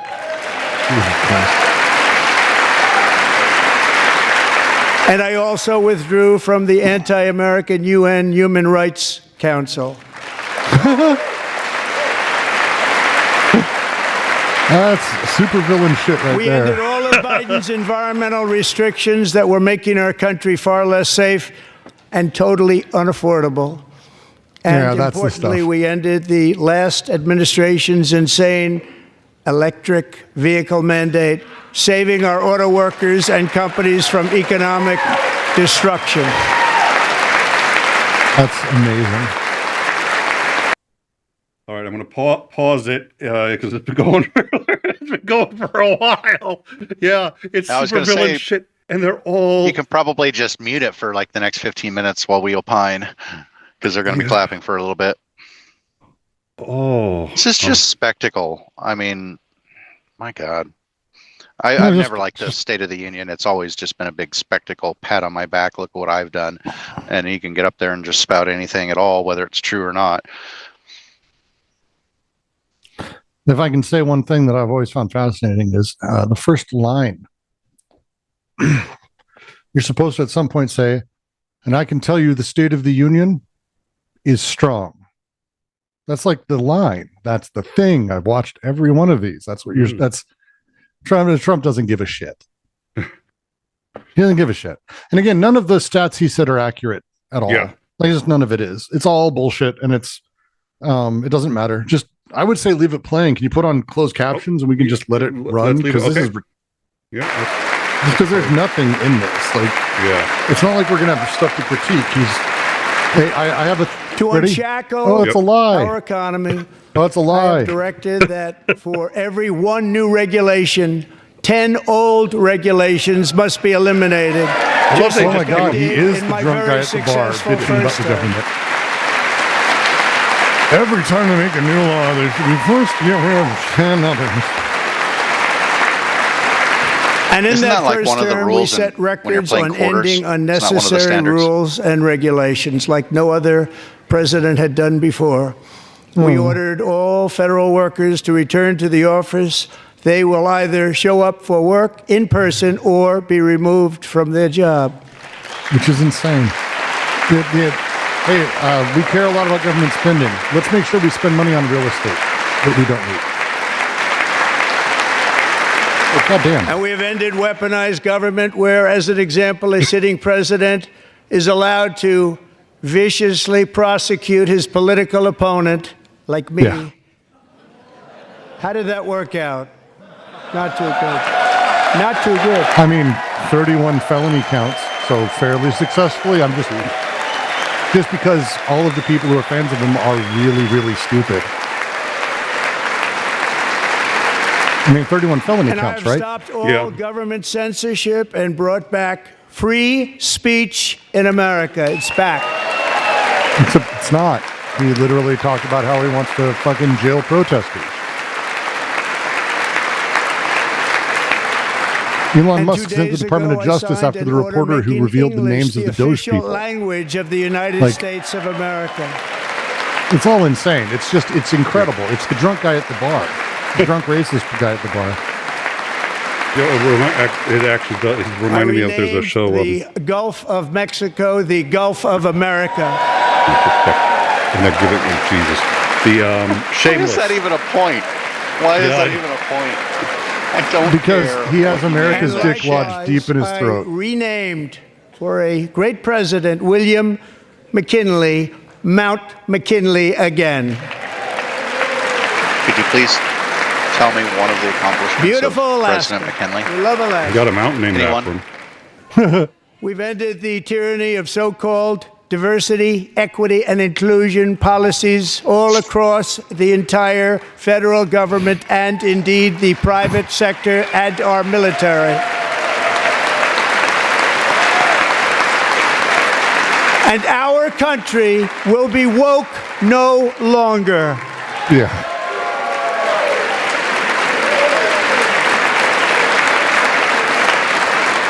We believe that whether you are a doctor, an accountant, a lawyer, or an air traffic controller, you should be hired and promoted based on skill and competence, not race or gender. Very important. So does everyone else, by the way. So good job. Yeah, everybody, absolutely I everybody. was going to say, You should be hired based on merit. And the Supreme Court, in a brave and very powerful decision, has allowed us to do so. Thank you. Thank you very much. Thank you. We have removed the poison of critical race theory from our public schools, and I signed an order making it the official policy of the United States government that there are only two genders, male and female.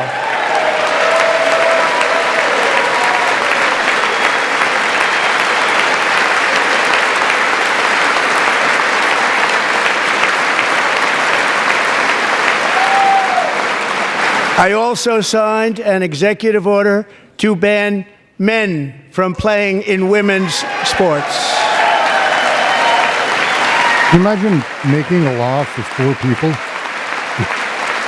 But there's like 4 trans athletes that it applies to. Like, I think 4, maybe 6. 3 years ago, Peyton McNabb Incredible. was an all-star high school athlete, one of the best, preparing for a future in college sports. But when her girls' volleyball match was invaded by a male, he smashed the ball so hard in Peyton's face, causing traumatic brain injury, partially paralyzing her right side, and ending her athletic career. It was a shot like she's never seen before. She's never seen anything like it. Peyton is here tonight in the gallery, and Peyton, from now on, schools will kick the men off the girls' team, or they will lose all federal funding.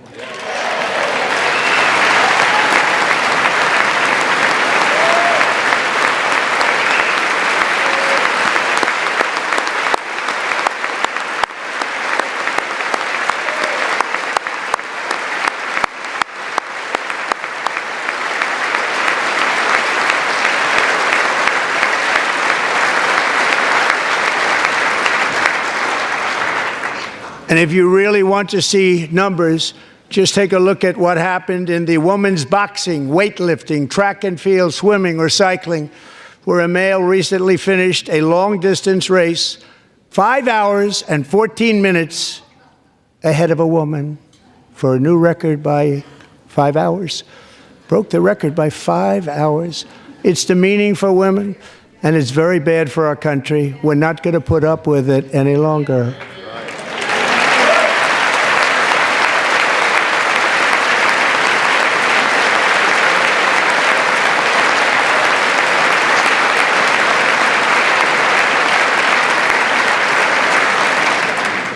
What I have just described is only a small fraction of the common sense revolution that is now, because of us, sweeping the entire world.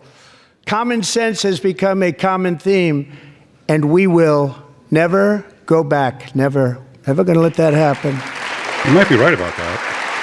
never give up, never surrender. Among my very highest priorities is to rescue our economy and get dramatic and immediate relief to working families.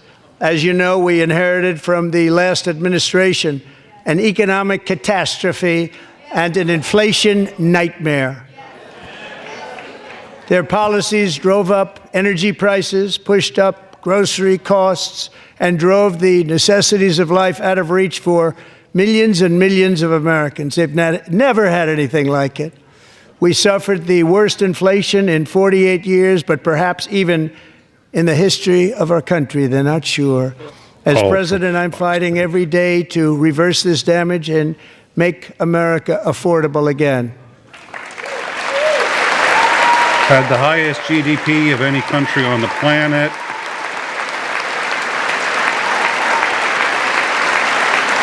Inflation was fine. Joe Biden especially let the price of eggs get out of control.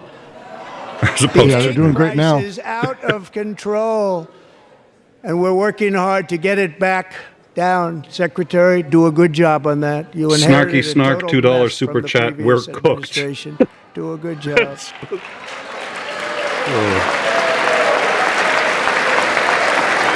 How are egg prices right now for everyone? Shitty? Oh, I mean, eventually it's going to fix them, right? Our fight to defeat inflation is rapidly reducing the cost of energy. The previous administration cut the number of new oil and gas leases by 95%. This has nothing to do with the cost of energy, by the way. Pipeline construction to a halt and No closed impact. more than 100 power plants. We are opening up many of those power plants. It's insane. Right now. This is insane shit. Do the people clapping for him give a shit or no? Or I mean, this really is a cult. No. They're emotionally invested frankly, we in have the entirety never of the story. Seen effectively. anything like it.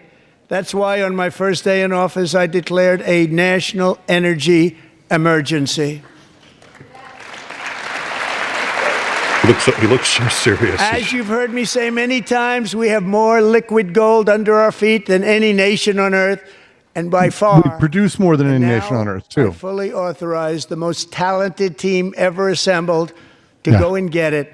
It's called Drill, Baby, Drill. That's For not a a. second, he was going to say Bruce Willis, but Wouldn't surprise me anymore.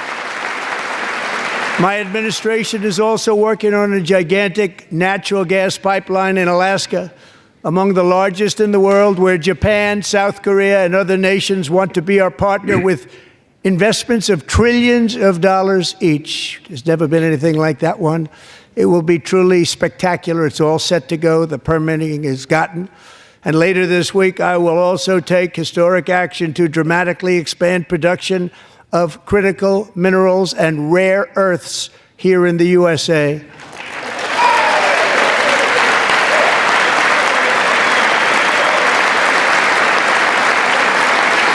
and we burn off something like 46% of all the natural gas produced in the United States because we can't get To rid of it. further combat and can't store it. inflation, we will not only be reducing the cost of energy, but we'll be ending the flagrant waste of taxpayer dollars. I mean, he's not saying what he's doing. It's incredible. It's all just this weird garbage. And to that end, I have created the brand new Department of Government Efficiency, DOGE. Perhaps you've heard of it. Perhaps. Oh, God, he's so proud of himself. I haven't, Elon's up have there. in fact heard of it. Which is headed by Elon Musk, who is in the gallery tonight. Is that Ann Coulter sitting next to him? No. No, it looks like it, though. It really looks like it. I don't think it's her, though. She moves like it. No, that's not Ann Coulter. It's not, but boy, is it look like Ann Coulter. Thank you, Elon. He's working very hard. He didn't need this. He didn't need this. Thank you very much. We appreciate it. Everybody here, even this side, appreciates it, I believe. No. They just don't want to admit that. Just listen to some of the appalling waste we have already identified. And everything's going to say $22 there's a lie. billion from HHS to provide free housing and cars for illegal aliens. Well, that's not true. $45 million for diversity, equity, and inclusion scholarships in Burma. $40 million to improve the social and economic inclusion of sedentary migrants. Nobody knows what that is.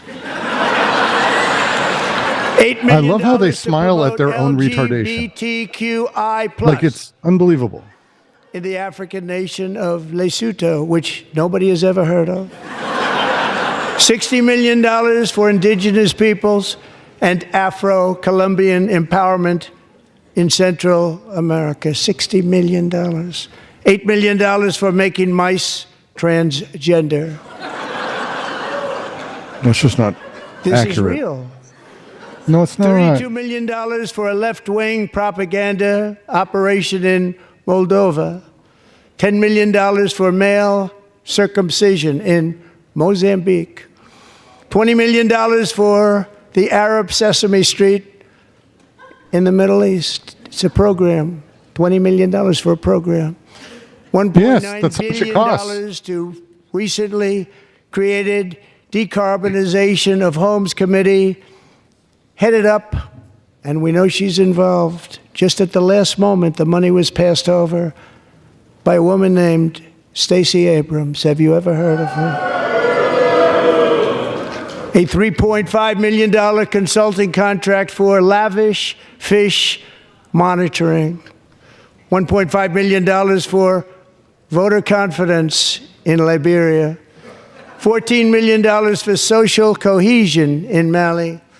$59 million for illegal alien hotel rooms in New York City. He's a real estate developer. He's done very well.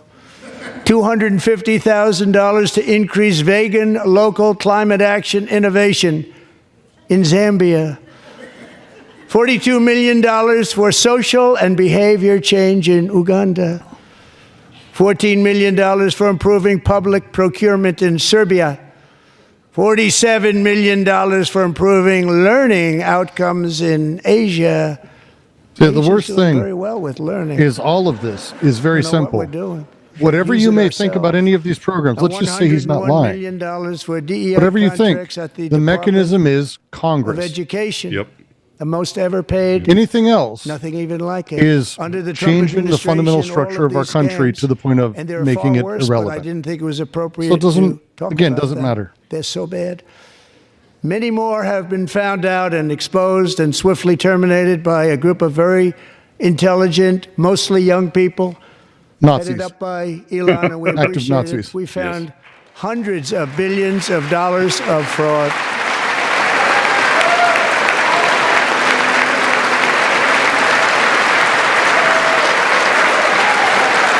Like self-avowed, like bragging Nazis. Yeah, no, like claiming to be a Nazi. Yeah. Like And we've taken claiming back that they the were money Nazi and before it was cool reduced to be our Nazi. debt to fight inflation and other things. Taking back a lot of that money. We got it just in time. This is just the beginning. The Government Accountability Office, a federal government office, has estimated annual fraud of over $500 billion in our nation. It's not true. And we are working very hard to stop it. We're going to. We're also identifying shocking levels of incompetence and probable fraud in the Social Security program for our seniors, and that our seniors and people that we love rely on. Believe it or not, government databases list 4.7 million Social Security members. He's repeating it. Aged 100 to 109 years old. He's repeating it. It lists 3.6 million people from ages 110 to 119. I don't know any of them. I know some people that are rather elderly, but not quite. This is how the elderly. database works. They're not getting paid out. We know this. 3.47 million people from ages 120 to 129. 3.9 million people from ages 130 This is going to be the end of the country. 139. 3.5 million people from They're setting the ages stage for it too. 140 It's amazing. to 149. And money is being paid to many of them, and we're searching right now. In fact, Pam, good luck. Good luck. You're not going to find anyone because it doesn't matter because no one cares. Paid out to people because it just keeps getting paid, and nobody does, and it really hurts Social Security and hurts our country. 1.3 million people from ages 150 to 159, and over 130,000 people, according to the Social Security databases, are age over 160 years old. It's just not. We have a healthier country than I thought, Bobby.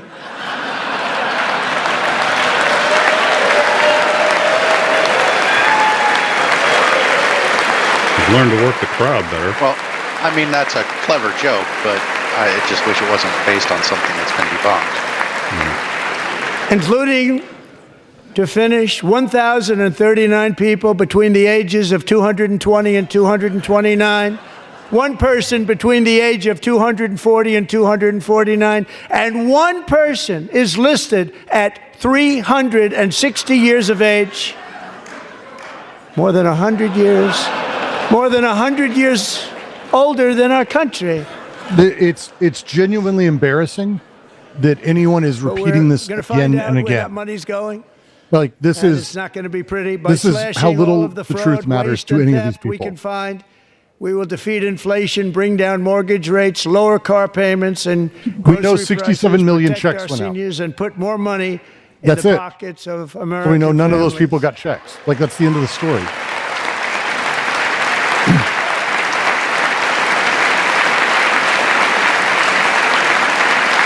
Great question in the live chat.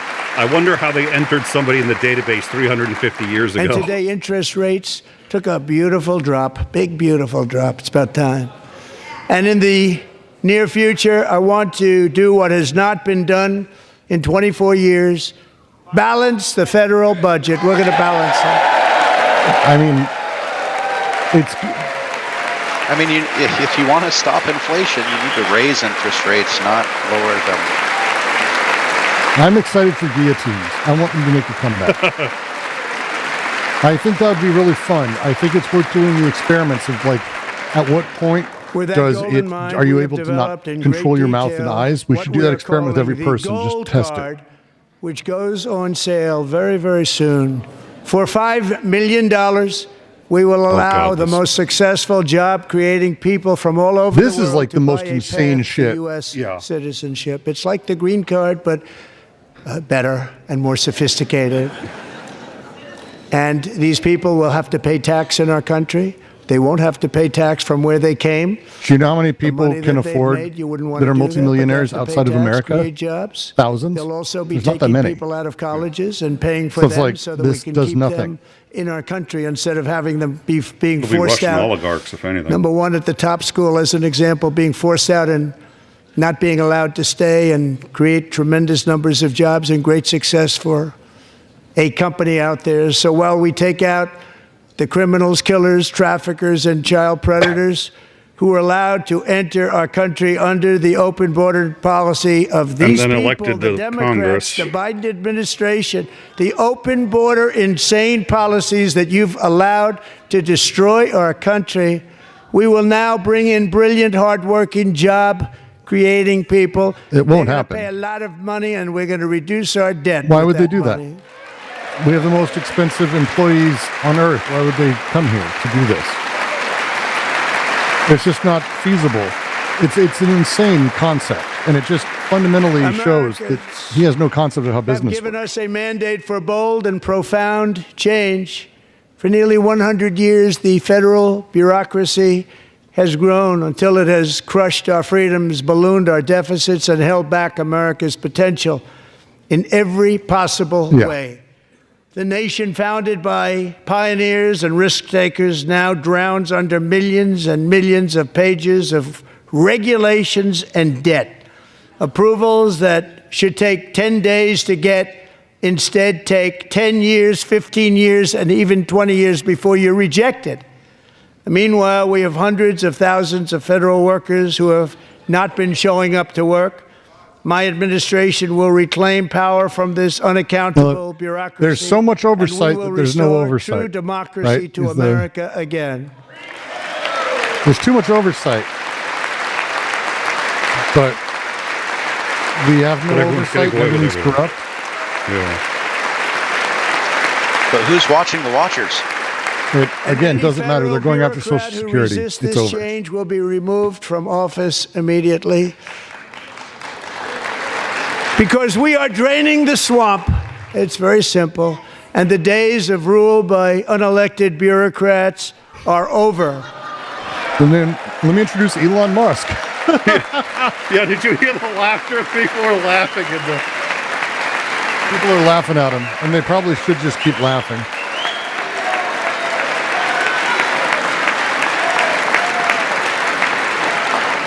And the next phase of our plan to deliver the greatest economy in history is for this Congress to pass tax cuts for everybody. They're in there. They're waiting for you to vote. And I'm sure that the people on my right, I don't mean the Republican right, but my right here, I'm sure you're going to vote for those tax cuts, because otherwise I don't believe the people will ever vote you into office. So I'm doing you a big favor by telling you that. Did you not just say you wanted to balance the budget and reduce our debt? But I know this group is going to be voting He's for going this. to do it by getting rid of Medicare, Medicaid, and Social Security. Well, yeah, that will absolutely do that. I mean, that will balance the budget really fast and reduce our debt very quickly. Again, for the 12 for anyone who's left. stressing out over this, Thank and you. I appreciate why you would, because this is awful. We had But realize it tremendous doesn't success in our matter. first term with it. A very Like, big none part of this our plan. matters. We're seeking permanent income tax Social cuts Security is all across the board. it's done. And to get He's urgently clearly needed going for relief it. to He's stating it over and Americans hit over. especially hard by inflation. I'm calling Call for people no who tax on tips, no you know tax matter on to that. overtime. That matters too. Help people, because none of this matters. All the shit he's saying here, the moment Social Security falters, none of this matters. Like, you will have rioting in cities that he doesn't even believe can riot. You'll have Mobile, Alabama stringing people up on the Republican side, stopping them and killing people. Like, you will have that. Yeah, like, I don't think people understand how absolutely dependent we are. It's incredible. So don't be too stressed. It's already too late. And how viciously angry Americans can get when they're deprived of something they believe they're entitled to. Yes. Yeah, we can get. It's already too late. Just as bad as any other country. Yep. Yep. And no tax on Social Security benefits for our great seniors. Yeah. Well, that's true. He's actually, if he's not giving Social Security checks, they're not going to get taxed.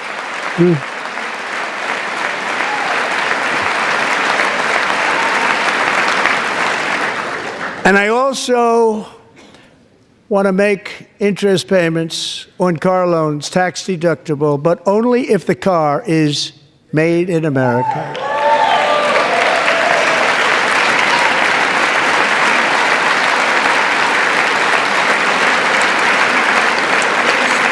This is the exact And kinds by of the way, we're going to have manipulations of the growth in the market auto that industry I like object nobody's to. ever seen. Plants are opening up all over the place. Deals are being made. Never seen. That's a combination of the election win and tariffs. It's a beautiful word, isn't it? That, along with our other policies, will allow our auto industry to absolutely boom. It's going to boom.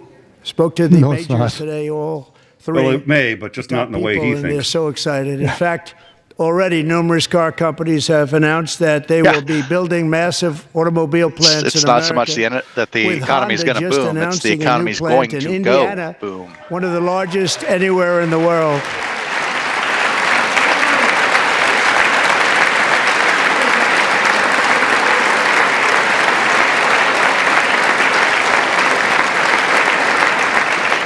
And this has taken place since our great victory on November 5th, a date which will hopefully go down as one of the most important in the history of our country. It may. No.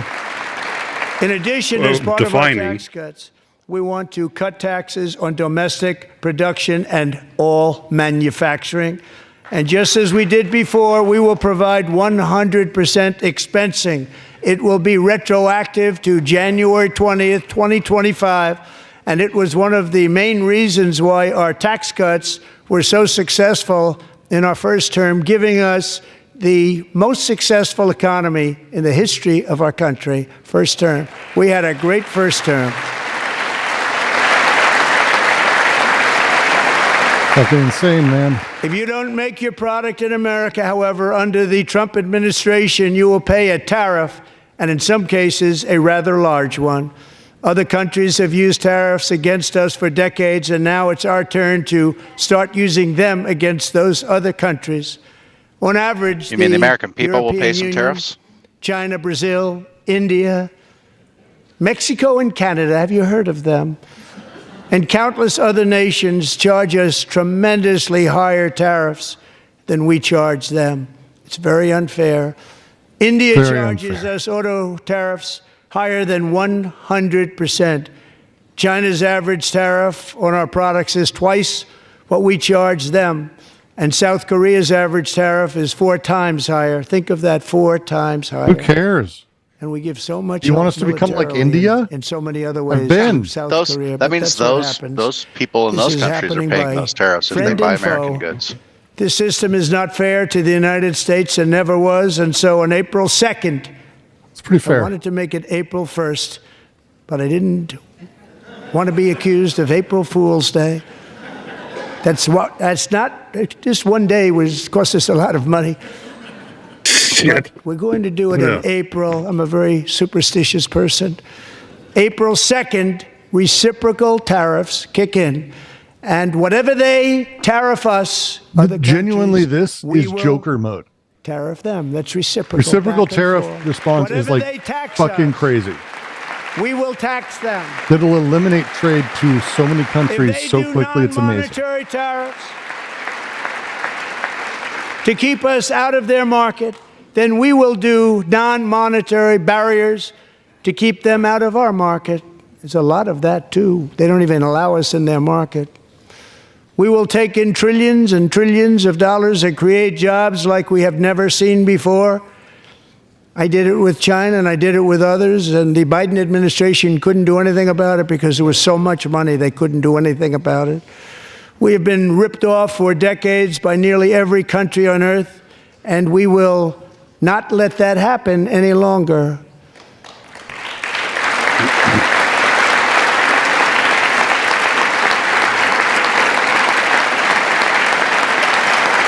Much has been said over the last 3 months about Mexico and Canada, but we have very large deficits with both of them. But even more importantly, they've allowed fentanyl to come into our country at levels never seen before, killing hundreds of thousands of our citizens and many very young, beautiful people, destroying families.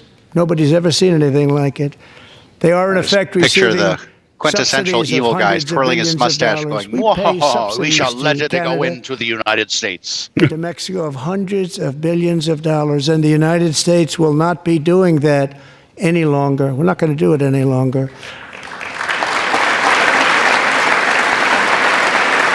Thanks to our America First policies we're putting into place, we have had $1.7 trillion of new investment in America in just the past few weeks. The combination of the election and our economic policies that people of SoftBank, one of the most brilliant anywhere in the world, announced a $200 billion investment. OpenAI and Oracle, Larry Ellison, announced $500 billion investment, which they wouldn't have done if Kamala had won. Apple announced $500 billion investment. Tim Cook called me. He said, I cannot spend it fast enough. It's going to be much higher than that, I believe. They'll be building their plants here instead of in China. And just yesterday, Taiwan Semiconductor, the biggest in the world, most powerful in the world, has a tremendous amount, 97% of the market, announced a $165 billion investment to build the most powerful chips on earth right here in the USA. Is that true? I haven't, in Arizona, but again, promises are very easy to do. Yeah.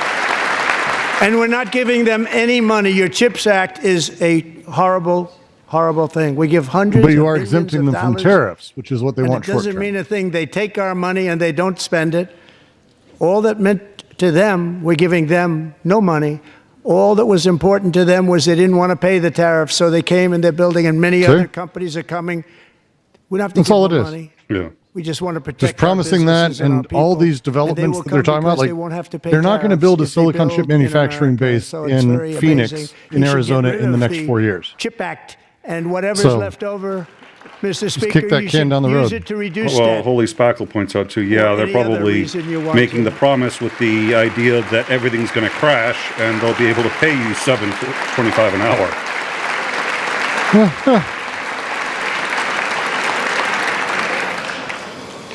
Our new trade policy will also be great for the American farmer. I love the farmer. Oh, God. Every time he says that, it just... Who will now be Hey, did you know selling USAID? It's multiple our billions of home dollars market, the USAID was USA, using to because buy nobody American is going to be farmers' able goods to to sell compete with you. elsewhere.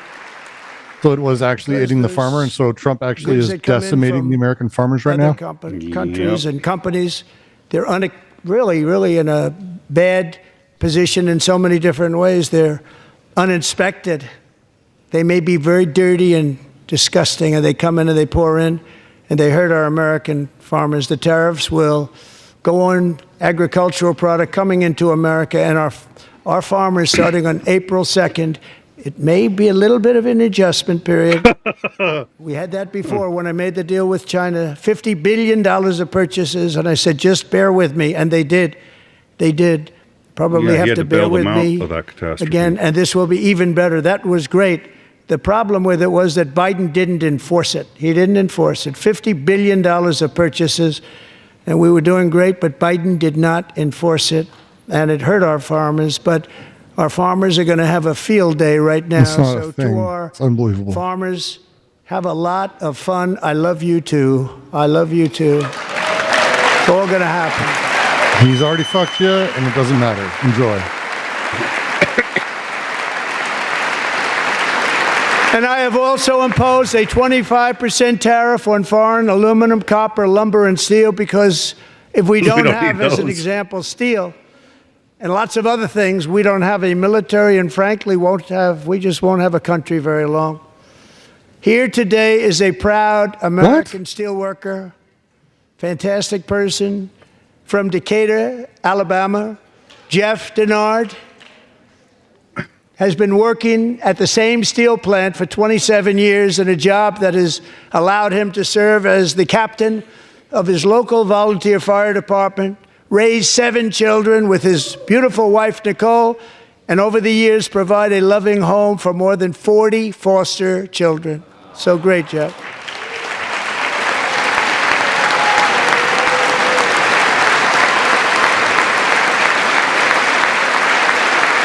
Thank you, Jeff.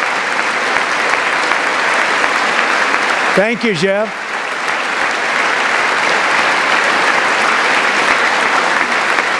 Stories like Jeff's remind us that tariffs are not just about protecting American jobs.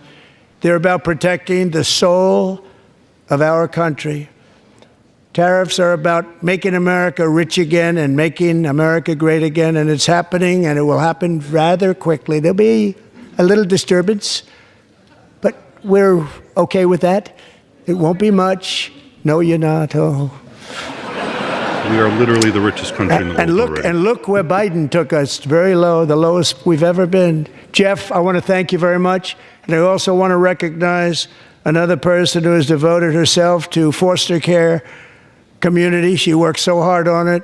A very loving person, our magnificent First Lady of the United States. We're already the richest country in the world. We already He's have taking in so many foster children. Yeah.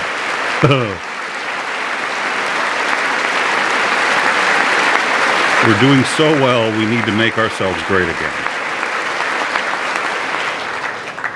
Melania's work has yielded incredible results, helping prepare our nation's future leaders as they enter the workforce. Our First Lady is joined by 2 impressive young women, very impressive. Haley Ferguson, who benefited from the First Lady's Fostering the Future initiative and is poised to complete her education and become a teacher. And Elliston Berry, who became a victim of an illicit deepfake image produced by a peer. With Elliston's help, the Senate just passed the Take It Down Act, and this is so important. Thank you very much, John. John Thune, thank you. Stand up, John. Thank you, John.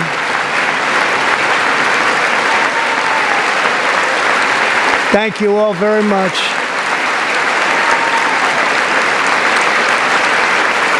I'm going to pause real quick just because we did get a super chat a while back, and I don't remember if I did. Was it my unfinished journey? Oh, yeah, I did that. My unfinished sock. Don't throw a global hissy fit, like and share. Thank you very much. They really do help. And Eduardo 𝐍𝐢𝐜𝐚𝐬 became a new member. So thank you very much for that. I think I missed some, so I wanted to get those. Now on with the car wreck. Thank you. And thank you to John Thune and the Senate. Great job. To criminalize the publication of such images online is terrible, terrible thing. And once it passes the House, I look forward to signing that bill into law. Thank you. And I'm going to use that bill for myself, too, if you don't mind. Because nobody gets treated worse than I do online. Nobody. You don't have revenge porn, you stupid piece of shit. Senate. Thank you. But if we truly It's a care revenge about porn law. protecting Americans' moron. children, no step is more crucial than securing America's borders. Over the past 4 years, Why does he 21 add an extra million R to people America? poured into the United States. Many of them were murderers, human traffickers, gang members, and other criminals from the streets of dangerous cities all throughout the world. Because of Joe Biden's insane and very dangerous open border policies, they are Yes, now there was strongly none. embedded in our country, but we are getting them out and getting them out fast. This is how little it matters what the content of anything you say is. How long is this guy going to bloviate for? A while. That's a good question. I may And I bounce wanna because this thank is Tom not even Homan. interesting. It's literally And like Christy, I the want to most thank you boring and version of Paul the thing. Border Patrol. I want to thank Yeah, I thought they you. were What a going to job be they've all ejecting done. people left Everybody, and Border right, but Patrol, apparently us, the Dems aren't law even. enforcement in general is incredible. Looks We like have it's to take just care of our law that enforcement. looked like Al Green. Was I right on that? Have to. I Thought it was, but I didn't want to Last say year- that because I didn't want to be like that guy who's like, oh yeah, it's fucking it's Al Green. A brilliant 22-year-old nursing student named Laken Riley, Yeah, that was the Al Green. best in her class, admired by everybody, went out for a jog on the campus of the University of Georgia. That morning, Laken was viciously attacked, assaulted, beaten, brutalized, and horrifically murdered. Laken was stolen from us They by a got savage video of illegal Al alien Green when he was yelling gang member because he, who was in arrested response to while Trump trespassing screaming, "I've across got a mandate," he Biden's said, open "You do not have a southern mandate border, to cut and then Medicaid." set loose into the United what he States said, that's all. under the That's all he heartless said. policies of that failed Over and over, you have no mandate to cut administration. It was Medicaid. indeed a failed administration. He had then been arrested and released in a Democrat-run sanctuary city, a disaster, before ending the life of this beautiful young angel. Oh, Christ. With us this evening are Laken's beloved mother, There's some Allison, and her annotated sister, Lauren. version of this by NPR that fact checked it as he did it. I'm trying to figure out if he's done yet. We're like only a couple of minutes behind.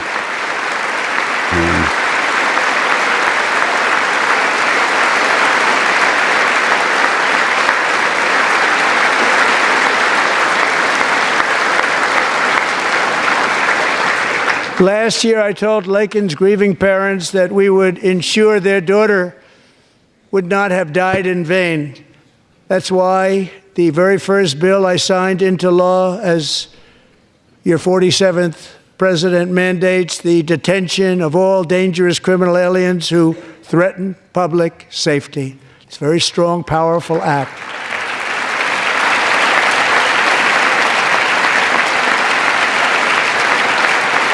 They're wearing pink though.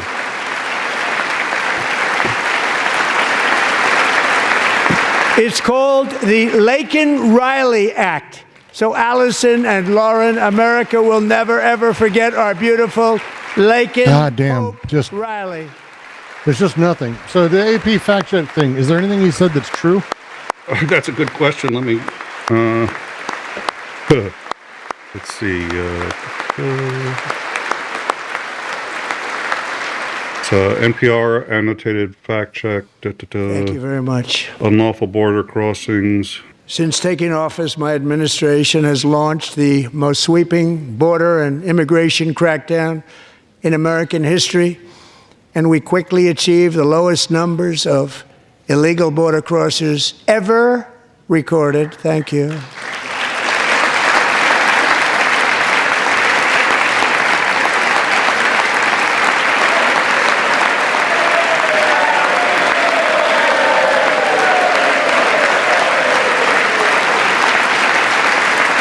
The media and our friends in the Democrat Party kept saying we needed new legislation. We must have legislation to secure the border. Legally, you should have. But it turned out that all we really needed was a new president. Yeah. It turns out really all you needed was to declare a state of emergency and use the military illegally. Doc.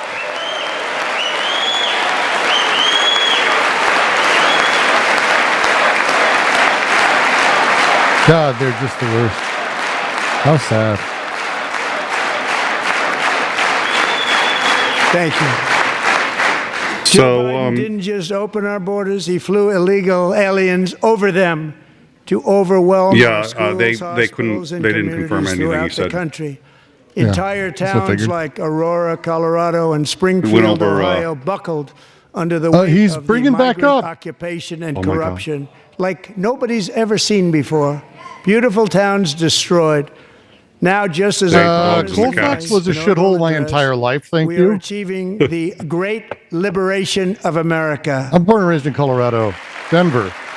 Colfax, that area of Colfax has been a shithole literally my entire life. It's actually nicer than it used to be, and it's still a shithole. Is much work to be done. Here tonight course is there a is. woman I have gotten Even to when he know, said that Alexis the Nungary Paris Climate from Accord was Houston. costing us trillions, Wonderful woman. there's no Last June, penalties for not Alexis's following 12-year-old the daughter, accord, so we her can Yeah, just it's a ignore it. non-biting thing. Yeah. to a nearby So it's like even that convenience wasn't- store. She was kidnapped, It's just tied up, everything's got nothing. assaulted for 2 hours under a bridge, and horrifically murdered.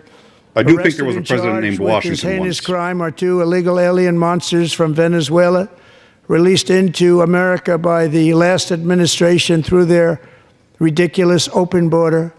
The death of this beautiful 12-year-old girl and the agony of her Just mother as I and mentioned, family touched Any our single entire crime is not nation. indicative Great of anything at all Alexis, beyond the crime I itself. promised Yeah. that we would always remember And your anyone daughter, who your uses magnificent horrific daughter, events and trauma earlier for tonight, political points, I signed an order you should immediately just keeping my not listen word to. to you. One thing I have learned about Jocelyn is that she loved animals so much. She loved nature. Across Galveston Bay, from where Jocelyn lived in Houston, you will find a magnificent national Stop standing on the wildlife graves of tragic refuge, violence victims to a push your pristine, political agenda. Peaceful, 34,000-acre sanctuary for all of God's creatures on the edge of the Gulf of America. Alexis, moments ago, I formally renamed that refuge in loving memory of your beautiful daughter, Jocelyn. So, Mr. Vice President, if you would, may I have the order? He wants to sign publicly again. Just fucking has to jerk off and come all over every single person every time. God. Let's see.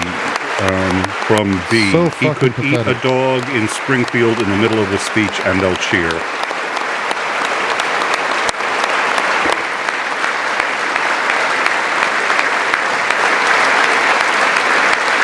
I like my version of the audio better than reality.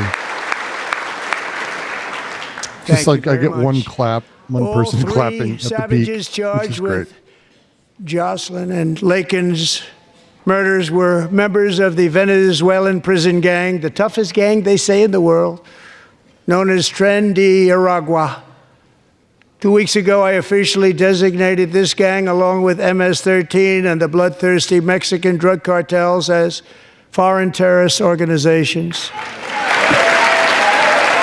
Thanks for giving that opening, Obama. Well done. I can't wait for drone strikes on Americans. Yeah. In They U.S. are cities. now officially in the same category as ISIS, and that's not good for them. Countless thousands of these terrorists were welcomed into the U.S. by the Biden administration. But now every last one will be rounded up and forcibly removed from our country, or, if they're too dangerous, put in jails, standing trial in this country, because we don't want them to come back ever. With us this evening is a warrior on the front lines of that battle, Border Patrol Agent Roberto Ortiz. Great guy.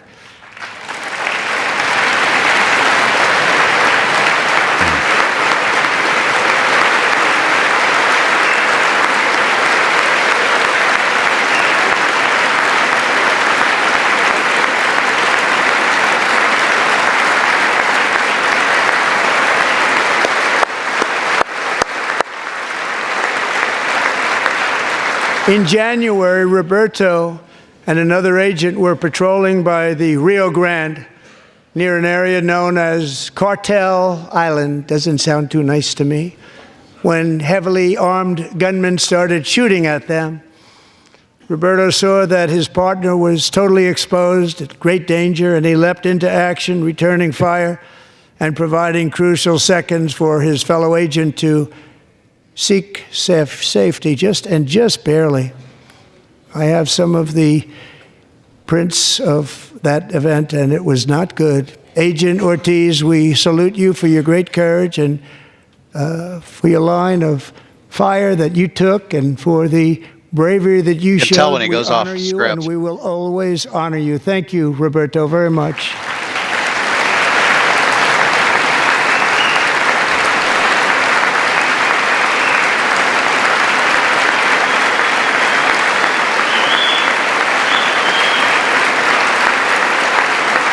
Thank you, Roberto.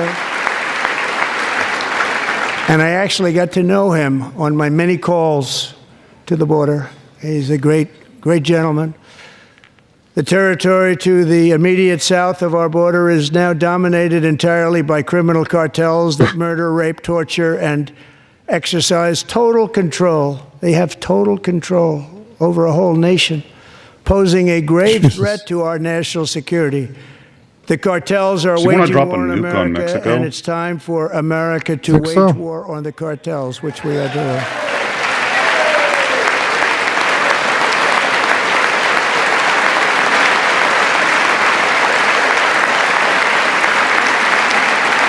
Five nights ago, Mexican authorities, because of our tariff policies being imposed on them, think of this, handed over to us 29 of the biggest cartel leaders in their country. That has never happened before. They want to make us happy. First time ever. So Trump brought in 24 cartel leaders? Mexico and Canada that we have to house and feed and take care of. Stop the fentanyl Mexico already had them arrested. Into the They were in custody. USA. They're going to stop it. I have sent Congress a detailed funding request laying out exactly how we will eliminate these threats to protect our homeland and complete the largest deportation operation in American history, larger even than current record holder President Dwight D. Eisenhower, a moderate man, but someone who believed very strongly in borders. Americans expect Congress to send me this funding without delay so I can sign it into law. So, burn the government down, Mr. Speaker, Democrats. John Thune, both of you, I hope you're going to be able to do that, Mr. Speaker. Thank you. Mr. Leader, burn it thank down. you. Thank you very much. And let's get it to me. I'll sign it so fast, you won't even believe it.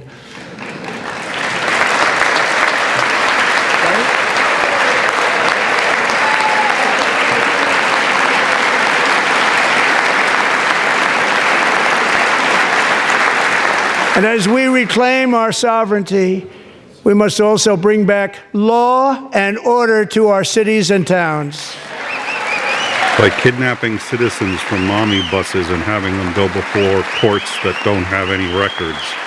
In recent years, our justice system has been turned upside down by radical left lunatics.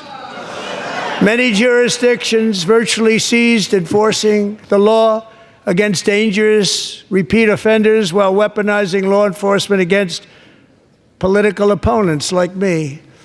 My administration has acted swiftly and decisively to restore fair, equal, and impartial justice under the constitutional rule of law, starting at the FBI and the DOJ. Pam, good luck. Cash, wherever you may be, good luck. Good luck. Pam Bondi, good luck. So important. Going to do a great job. Cash, thank you. Thank you, Cash. There's a true believer. He has drunk the Kool-Aid. What a weirdo. A dangerous They've already weirdo. started very strong. They're going to do a fantastic job. You're going to be very proud of them. No. We're also once again giving our police officers the support, protection, and respect they so dearly deserve. They have to get it. They have such a hard, dangerous job, but we're going to make it less dangerous. The problem is the bad guys don't respect the law, but they're starting to respect it, and they soon will respect it. This also includes our great fire departments throughout the country. Our firemen and women are unbelievable people, and we'll never forget them. And besides that, they voted for me in record numbers, so I have no choice. For fuck's sake.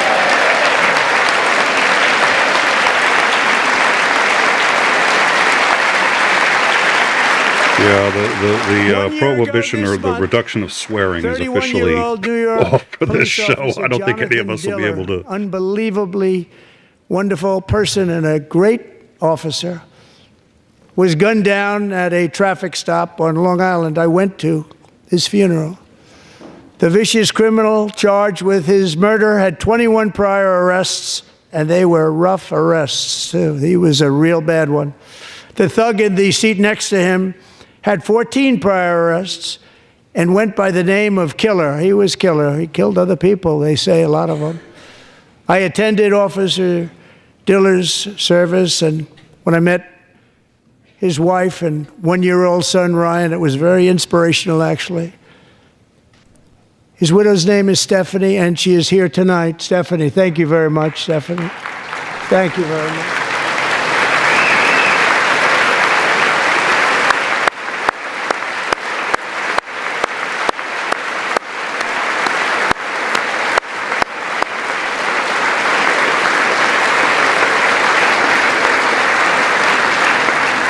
Stephanie, we're going to make sure that Ryan knows his dad was a true hero, New York's finest, and we're going to get these cold-blooded killers and repeat offenders off our streets, and we're going to do it fast.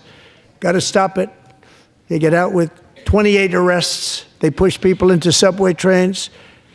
They hit people over the head, back of the head with baseball bats. We got to get them out of here. Oh yeah, and I've they hit Capitol police officers with like fire hydrants, and they wedge Capitol. Oh, sorry, that's okay. No, that's the violence that's sexually arousing to them. Yeah, oh, my bad. Thank you.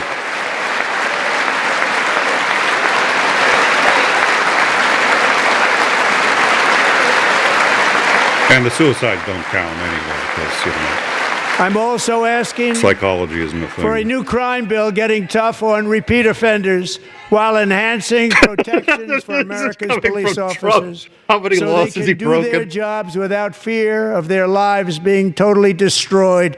They don't want to be killed. We're not going to let them be killed. Joining us in the gallery tonight is a young man who truly loves our police. His name is DJ Daniel. He is 13 years old, and he has always dreamed of becoming a police officer. Yeah, just don't join the Capitol Police, because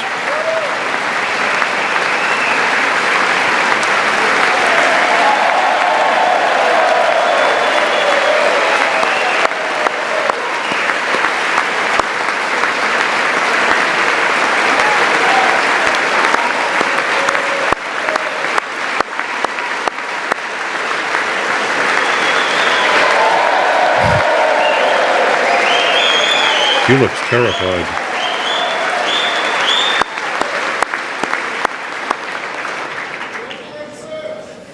But in 2018, DJ was diagnosed with brain cancer. The doctors gave him 5 months at most to live. That was more than 6 years ago.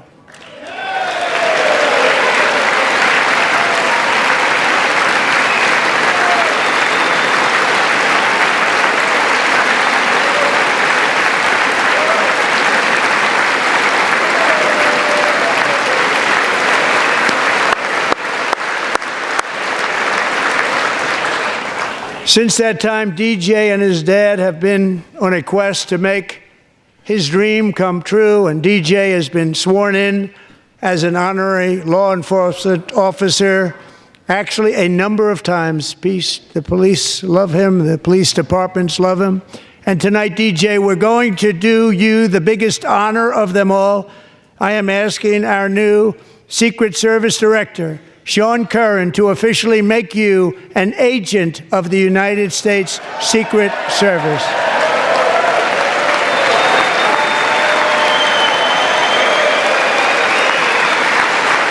Yes. Wait. No, yes, I stand behind this. I am for this. Let's replace the entire U.S. Secret Service with 12-year-old kids.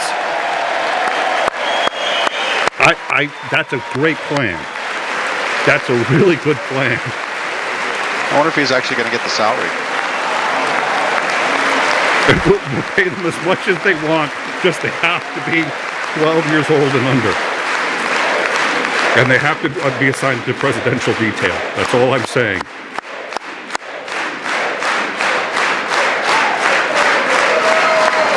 Thank you, DJ. DJ's doctors believe his cancer likely came from a chemical he was exposed to when he was younger. Since 1975, rates of child cancer have increased by more than 40%. Think it's Reversing environmental? this trend is one of the top priorities for our new presidential commission to make America healthy again, chaired by our new Secretary of Health and Human Services, Robert F. Kennedy, Jr. Oh, Jesus. I'm a little disappointed they didn't also introduce the brainworm posthumously. The brainworm needs to get its own cabinet position, I think.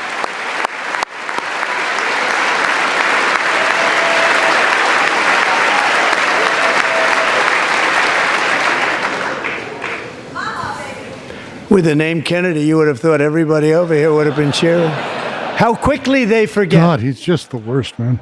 Our goal is to get toxins out of our environment, poisons out of our food supply, and keep our children healthy and strong. As an example, By adding lead to gasoline. not long ago, and you can't even believe these numbers, 1 in 10,000 children had autism. 1 in 10,000. Jesus Christ, we're doing And now it. it's 1 in 36. There's something wrong. 1 in 36. Think of that. So we're going to find out what it is, and there's nobody better than Bobby and all of the people that are working with you. You have the best to figure out what is going on. Okay, Bobby? Good luck. It's a very important job. Thank you. Yeah, you're going to do great, Bobby. Go get him.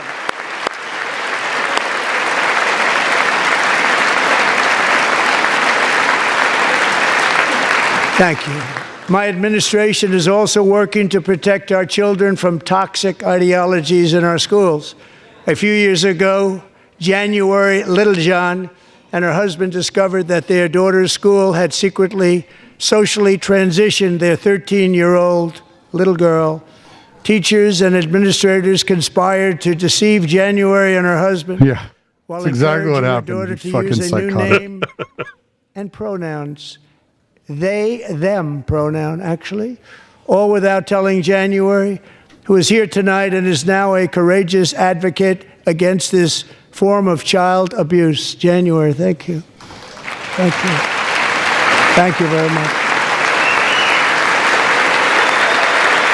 I'm thinking maybe we should bring a name approval registry like Iceland has.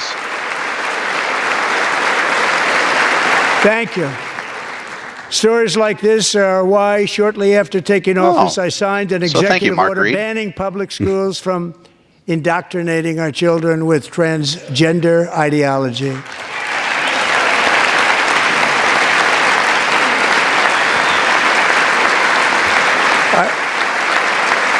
I also signed an order to cut off all taxpayer funding to any institution that engages in the sexual mutilation of our youth. Oh, good. The Catholic Church is off the list.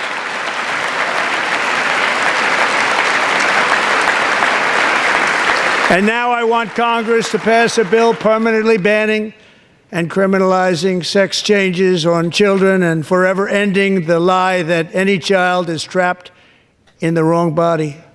This is a big lie. This is a big lie. And our message to every child in America is that you are perfect exactly the way God made you. Oh, dear Lord. How can they say the exact same thing and mean it completely the opposite of everybody else? Because their God is a very particular nightmare. Because we're getting wokeness out of our schools and out of our military, and it's already out, and it's out of our society. We don't want it. Wokeness is trouble. Wokeness is bad. It's gone. It's gone. And we feel so much better for it, don't we? Don't we feel better? Don't we feel better? Aren't we less uncomfortable because we're such losers? Ideologues, they will be fighters and warriors. They will fight for our country. And Pete, congratulations. Secretary of Defense. If comfort mattered, if comfort was really important, we'd still be segregated. Women couldn't vote. I mean, there'd still be slavery. There was discomfort in changing all of that. A lot of discomfort. I am pleased to report that in January, the U.S. Army had its single best recruiting month in 15 years, and that all armed services are having among the best recruiting results ever in the history of our services. What a difference. That's because they're actively recruiting neo-Nazis. And you know, it was just a few months ago where the results were exactly the opposite. We couldn't recruit anywhere. We couldn't recruit. Now we're having the best results just about that we've ever had. What a tremendous turnaround. It's really a beautiful thing to see. People love our country again. It's very simple. They love our country, and they love being in our military again. So it's a great thing, and thank you very much. Great job. This fact check thing hasn't been updated. I would imagine the recruitment is down significantly, but the fact check hasn't updated since 9:40. I mean, he's just saying garbage. It doesn't matter. It's all who shit. knows the weight of that call of duty. Jason's father, grandfather, and great-grandfather all wore the uniform. Jason tragically lost his dad, who was also a Los Angeles County Sheriff's deputy when he was just a boy, and now he wants to carry on the family legacy of service. Jason is a senior in high school, a 6-letter varsity athlete, a really good athlete, they say, a brilliant student with a 4.46, that's good, GPA. And his greatest dream is to attend the U.S. Military Academy at West Point. Okay, it's great that he gives shout-outs to different people, but what does this have to do with the state of our nation? It doesn't. This is the performative section, and that's all that matters now. Well, and he's giving the love bombing to people like Kash Patel, who now is. I mean, Kash Patel was already Jason, the most loyal thing, but now it's like hard one to get into. But he dreams about taking a bullet for Trump. I'm pleased to inform you that your application has been accepted. You will soon be joining the Corps of Cadets.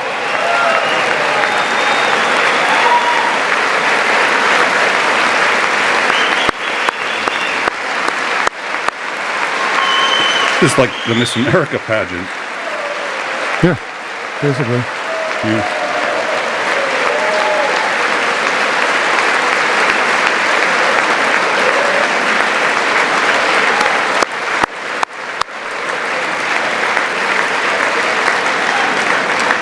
Thank you.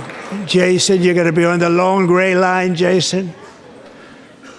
As Commander-in-Chief, my focus is on building the most powerful military of the future. As a first step, I'm asking Congress to fund a state-of-the-art Golden Dome missile defense shield to protect our homeland, all made in the USA. Without Poland, good luck. No, he means America missile defense. And Yeah, I know, Reagan, but wanted how are you to going do to it do that long without? ago, but the technology You got to just get the wasn't missiles there, not before even they close, cross but now we over. have the technology. It's incredible, actually. You And can't other shoot down places missiles once they they're have over it. the Israel U.S. has it. Other places Well, he thinks you have can. it. Oh. And the United And what do you States know? should You're have not it as too, smart as Donald Trump. right, Tim? Yeah. They should have Oh, it too. fair So I enough. wanna Because we have thank you, such a but it's problem very, with people very launching important. missiles at This us. is a Yeah, very that's dangerous a big world. We should yeah, have 'cause it. We want to be so many people are trying to protected, and we're detonate going to nukes on protect US our soil. citizens like never before. To Well, boost or our even just sending defense homemade industrial rockets base, we into are the also US, I going mean. to resurrect the American Thank God we're shipbuilding gonna get the industry, Golden Dome. including commercial shipbuilding and military shipbuilding. That one just doesn't make sense to me. Solution to a problem we're just not And for having. that purpose, I am Titan says announcing this is tonight Reagan's Star Wars all that we over will again. Yeah, create exactly. A new Office of Shipbuilding in the White It's House actually that stupider offers than Star special Wars, tax incentives to which bring is kind this of special. industry home Yeah. to America. Why where do you it belongs. why do We you say used to it's make stupider so than many Star Wars? ships. I mean, that's We a bold don't that's a make bold them anymore claim. very much. Star We're Wars, gonna make them very fast, sort very of, soon. we didn't will have a understand huge what things were impact. To capable of at the further time. enhance our It's national stupider because we security, actually know what he's My proposing is not administration feasible. will be reclaiming Oh, the my Panama Canal, and we've Like already militarily, started people have doing talked it. about it pretty openly. He just said we're going to reclaim the Panama Canal. Just today, a large American company announced they are buying both ports around the Panama Canal and lots of other things having to do with the Panama Canal and a couple of other canals. The Panama Canal Just was throws built that by shit out there. Americans for All the canals, the Americans, greatest not of canals. for others, but others could use it. But it was built at tremendous cost of American blood and treasure. 38,000 workers died building the Panama Canal. They died of malaria. They died of snake bites and mosquitoes. Not a nice place to work. They paid them very highly to go there, knowing there was a 25% chance that they Thank would God die. for vaccines. The most expensive project also that was ever built in our country's history, if you bring it up to modern day costs. It was given away by the Carter administration for $1, but that agreement has been violated very severely. We didn't give it what? to China. We gave it to Panama, and we're taking it back. But he gets kind of this, he arches, he gets this almost predatory, but he's so old it looks silly. Because we're taking it back. And we have Marco Rubio in charge. Good luck, Marco. Now, we know who to blame if anything goes wrong. Marco's been amazing, and he's going to do a great job. Think of it. He got 100 votes. You know, he was approved with actually 99, but the 100th was this gentleman, and I feel very certain. So let's assume he got 100 votes. And I'm either very, very happy about that, or I'm very concerned about it. But he's already proven. I mean, he's a great gentleman. He's respected by everybody, and we appreciate you voting for Marco. He's going to do a fantastic job. Thank you. Thank you. He's doing a great job. Great job. And I also have a message tonight for the incredible people of Greenland. We strongly support your right to determine your own future. And if you choose, we welcome you into the United States of America. We need Greenland for national security and even international security, and we're that's just working with not everybody true. involved to try and get it. But we need it really for international world security, and I think we're going to get it. One way or the other, we're going to get it. You We will can't keep So you that's safe. not ominous. We will make One you way or rich, another. and together we will take Greenland to heights like you have never thought possible It's your choice, before. but you're going It's to a do it very one way or small the other. population, but very, very large piece of land and very, very important for military Adolf said security. that. America is once again standing strong against the forces of radical Islamic terrorism. 3.5 years ago, ISIS terrorists killed 13 American service members and countless others in the Abbey Gate bombing during the disastrous and incompetent withdrawal from Afghanistan. Not that they were withdrawing, it was the way they withdrew. Perhaps the most embarrassing moment in the history of our country. Tonight, I am pleased to announce that we have just apprehended the top terrorist responsible for that atrocity, and he is right now on his way here to face the swift sword of American justice.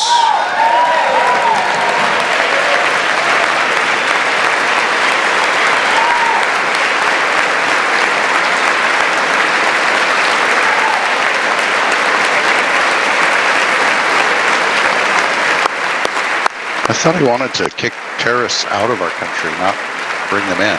Yeah, we're bringing a lot of criminals into this country. And I want to thank especially the government of Pakistan for helping arrest this monster. This was a very momentous day for those 13 families who I actually got to know very well, most of them, whose children were murdered, and the many people that were so badly, over 42 people, so badly injured on that fateful day in Afghanistan. What a horrible day. Such incompetence was shown that when Putin saw what happened, I guess he said, wow, maybe this is my chance. That's how bad it was. Should have never happened. Grossly incompetent people. I spoke to many of the parents and loved ones, and they're all in our hearts tonight. Just spoke to them on the phone. We had a big call. Every one of them called, and everybody was on the line, and they did nothing but cry with happiness. They were very happy, as happy as you can be under those circumstances. Their child, brother, sister, son, daughter was killed for no reason whatsoever. In the Middle East, we're bringing back our hostages from Gaza. In my first term, we achieved one of the most groundbreaking peace agreements in generations, the Abraham Accords.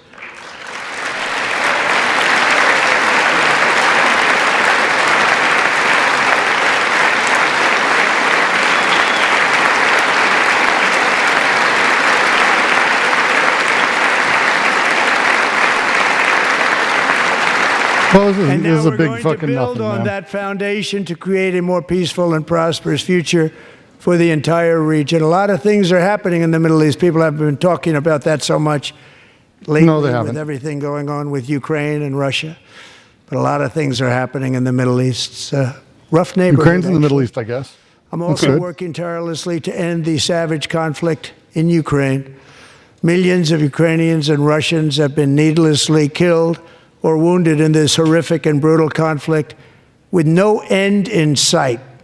The United States has sent hundreds of billions of dollars to support Ukraine's defense with no security, with no anything. Hey, I think you got claps from the Dems.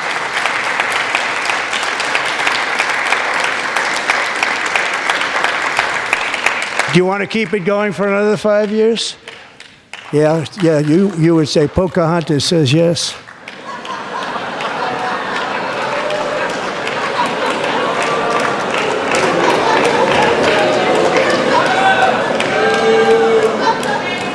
$2,000 people are being killed every single week. More than that. They're Russian young people. They're Ukrainian young people. They're not Americans. But I want it to stop. Meanwhile, Europe has sadly spent more money buying Russian oil and gas than they have spent on defending Ukraine, by far. Think of that. They've spent more buying Russian oil and gas than they have defending. And we've spent perhaps $350 billion. Remove the sanctions. Like taking candy from a baby. That's what happened. And they've spent $100 billion. What a difference that is. And we have an ocean separating us, and they don't. But we're getting along very well with them, and lots of good things are happening.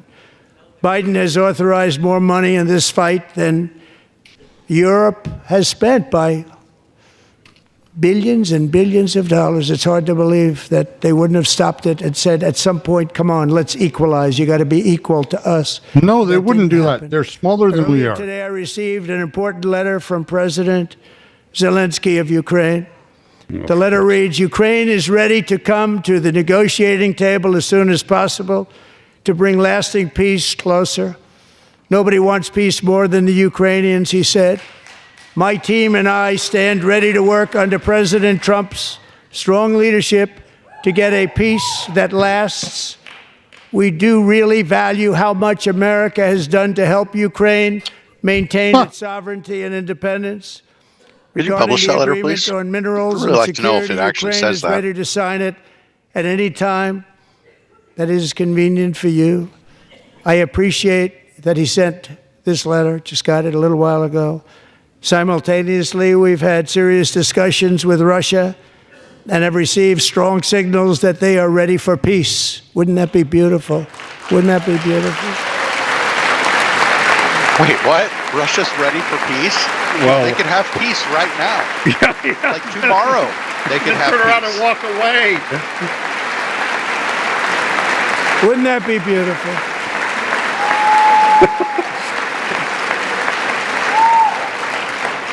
It's time to stop this madness. It's time to halt the killing. It's time to end this senseless war. If you want to end wars, you have to talk to both sides. Nearly 4 years ago, amid rising tensions, a history teacher named Mark Fogel was detained in Russia and sentenced to... I'm going to just pause this for a minute because this is a pet peeve. When two planes hit the Twin Towers in New York, I don't recall anyone saying we need to negotiate with Al-Qaeda. I don't recall anybody. I do recall saying we should at least understand why they did it. And that, you know, and that was, of course, giving therapy to the enemies. But there isn't two sides to every issue. Some issues have 1,000 sides. Some issues have one. Ukraine was just sitting there minding its own business when it got invaded. Then there was a ceasefire, which was broken. Sorry, pet peeve, but, you know, for somebody who seems to understand that there's only one side to a lot of shit that he likes. 14 years in a penal colony. Rough stuff. The previous administration barely lifted a finger to help him. They knew he was innocent, but they had no idea where to begin.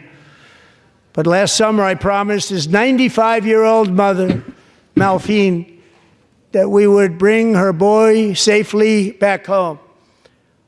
After 22 days in office, I did just that, and they are here tonight.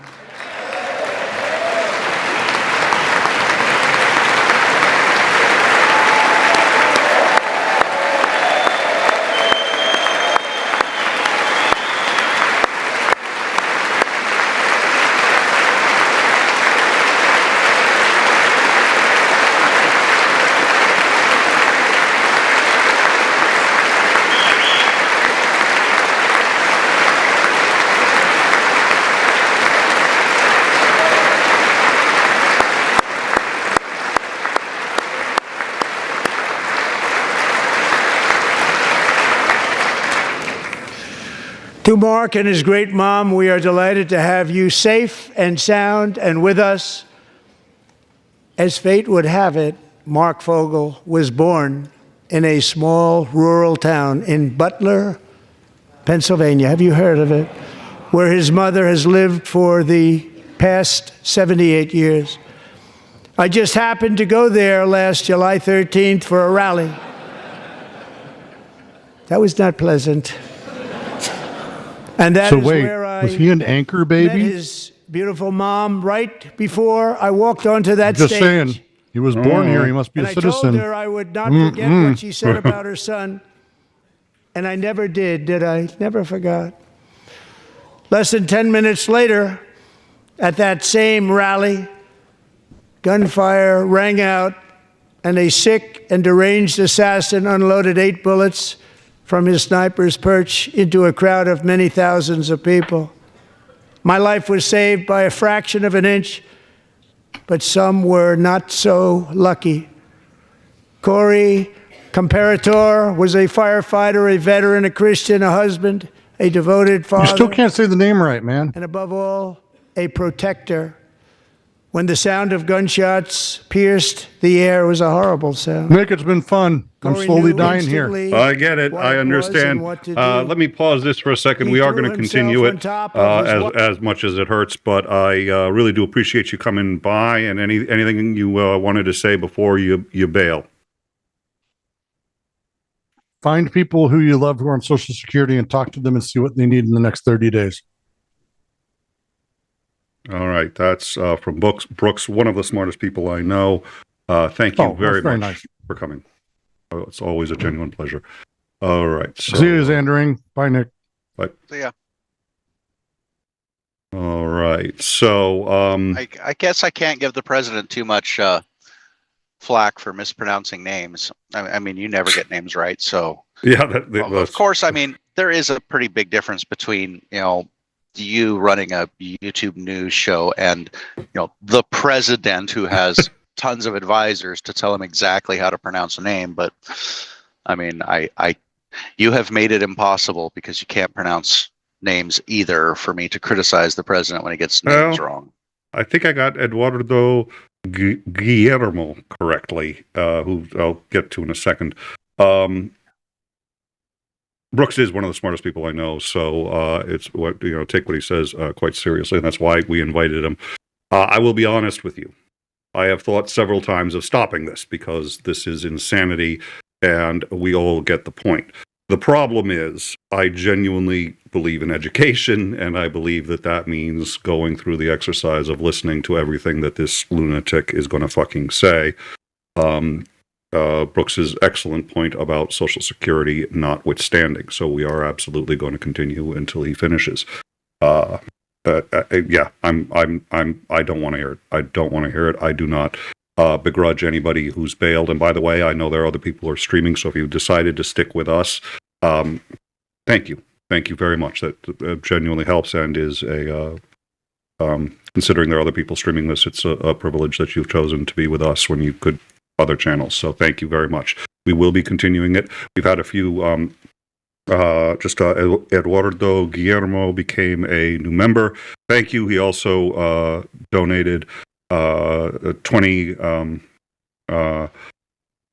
Mexican from, and he says, great coverage team, greetings from Mexico. Thank you very much.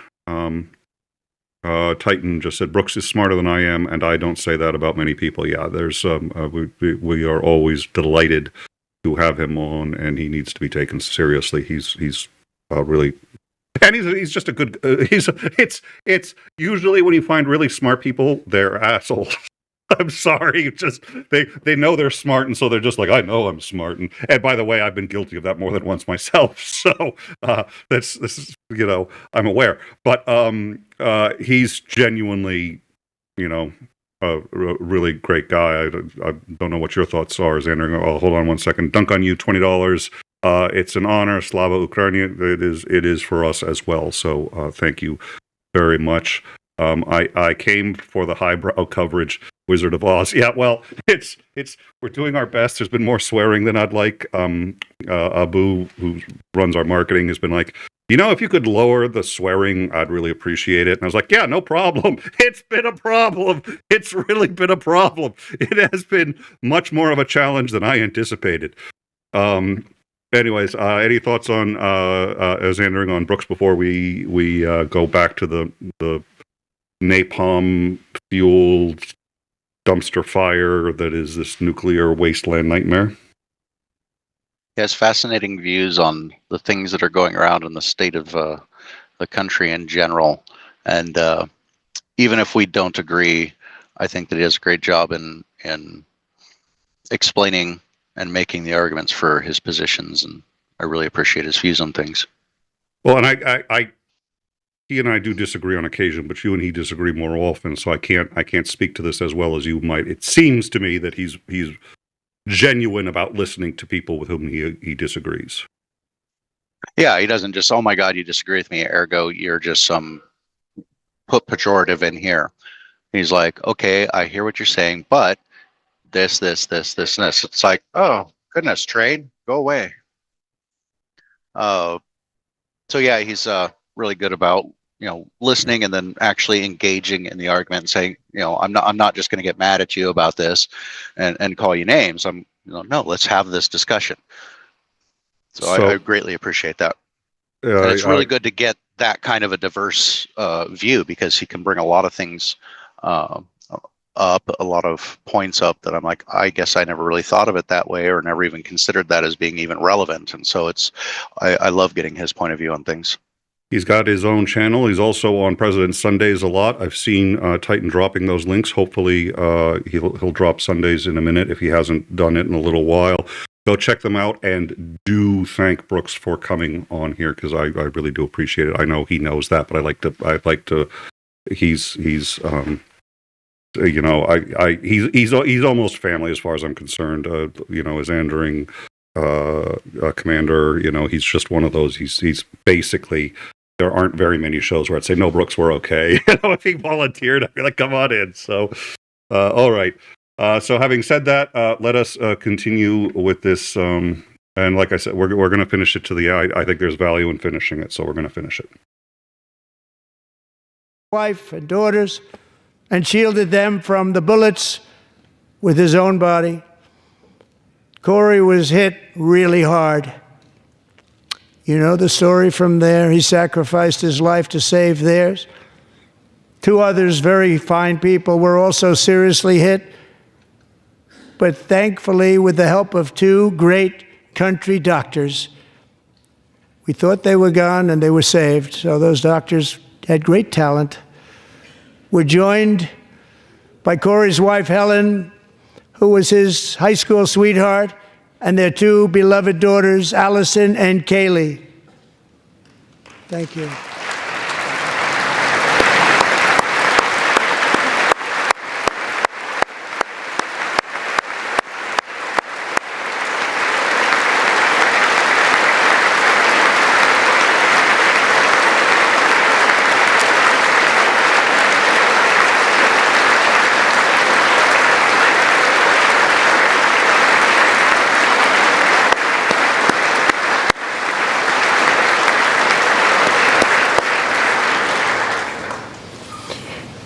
To Helen, Allison, and 𝐒𝐚𝐬, Corey is looking down on his 3 beautiful ladies right now, and he is cheering you on. He loves you. He is cheering you on.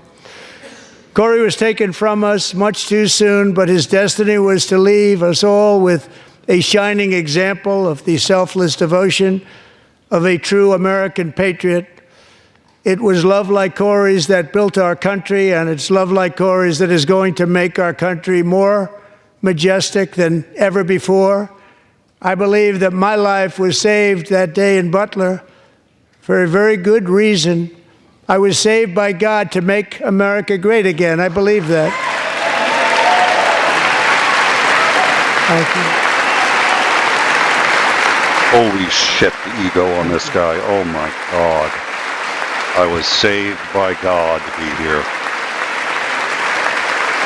Thank you.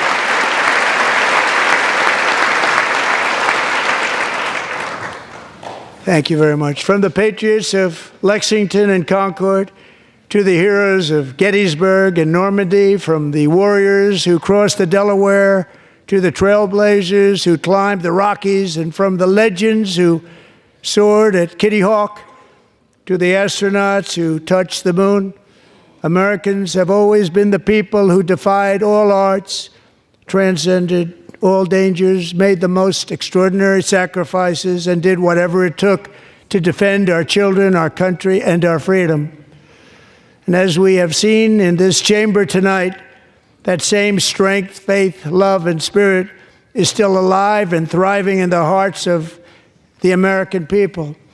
Despite the best efforts of those who would try to censor us, silence us, break us, destroy us, Americans are today a proud, free, sovereign, and independent nation that will always be free, and we will fight for it till death. We will never let anything happen to our beloved country, because we are a country of doers, dreamers, fighters, and survivors.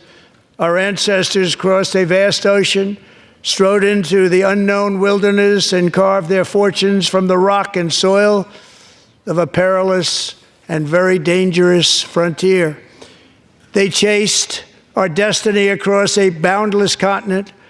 They built the railroads, laid the highways, and graced the world with American marvels like the Empire State Building, the mighty Hoover Dam, and the towering Golden Gate Bridge.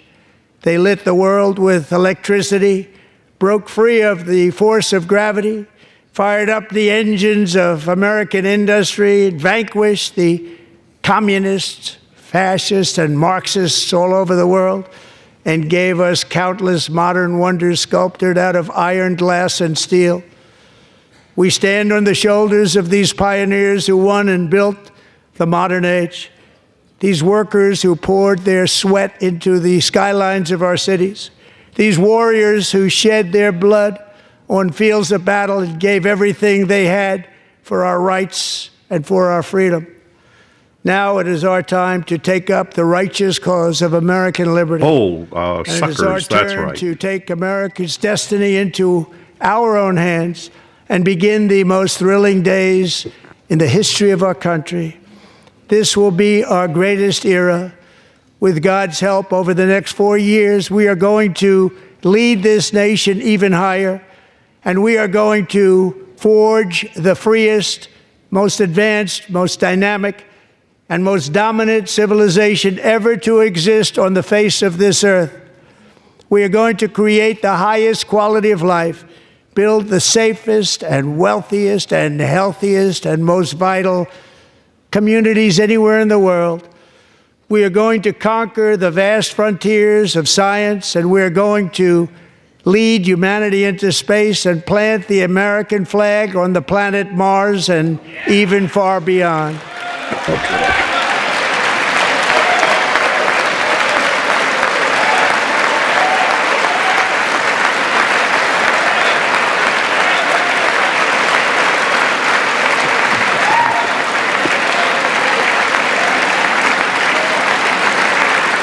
And through it all, we are going to rediscover the unstoppable power of the American spirit. And we are going to renew unlimited promise of the American dream. Every single day, we will stand up and we will fight, fight, fight for the country our citizens believe in and for the country our people deserve.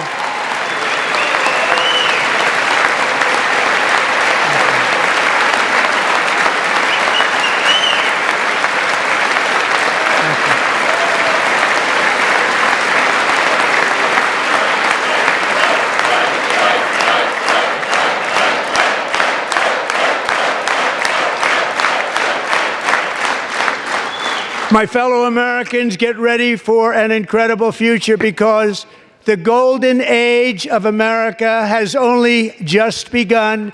It will be like nothing that has ever been seen before. Thank you, God bless you, and God bless America.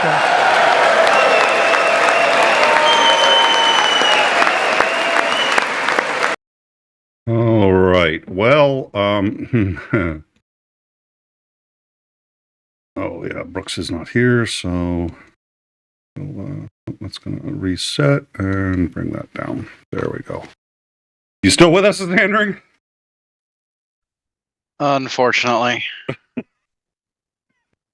All right. We are not going to deal with the response. There's going to be a summary to the response. Thanks for bringing such a lovely evening. Yeah. A few minor things I want to say, and then I think we'll wrap it up. But he had said about I get really concerned when public officials start talking about God wants them in office, and JFK, the fact that he was a Catholic was people brought that up, and he said, look, my religion should have nothing to do with, my being in office. I like the fact that he really did not bring God into his work. And when he sits there and says that God saved his life for a reason, if that's true, then God kills by starvation one child in Africa every 7 seconds for a reason. And it strikes me the height of arrogance to think that for the people like that father who shielded his family was killed for a reason.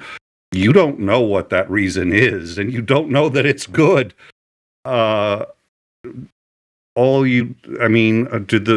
the starving children, which are now starving in greater numbers thanks to cutting U.S. aid, obviously you're more important, God, than they are. Is that the argument you're making?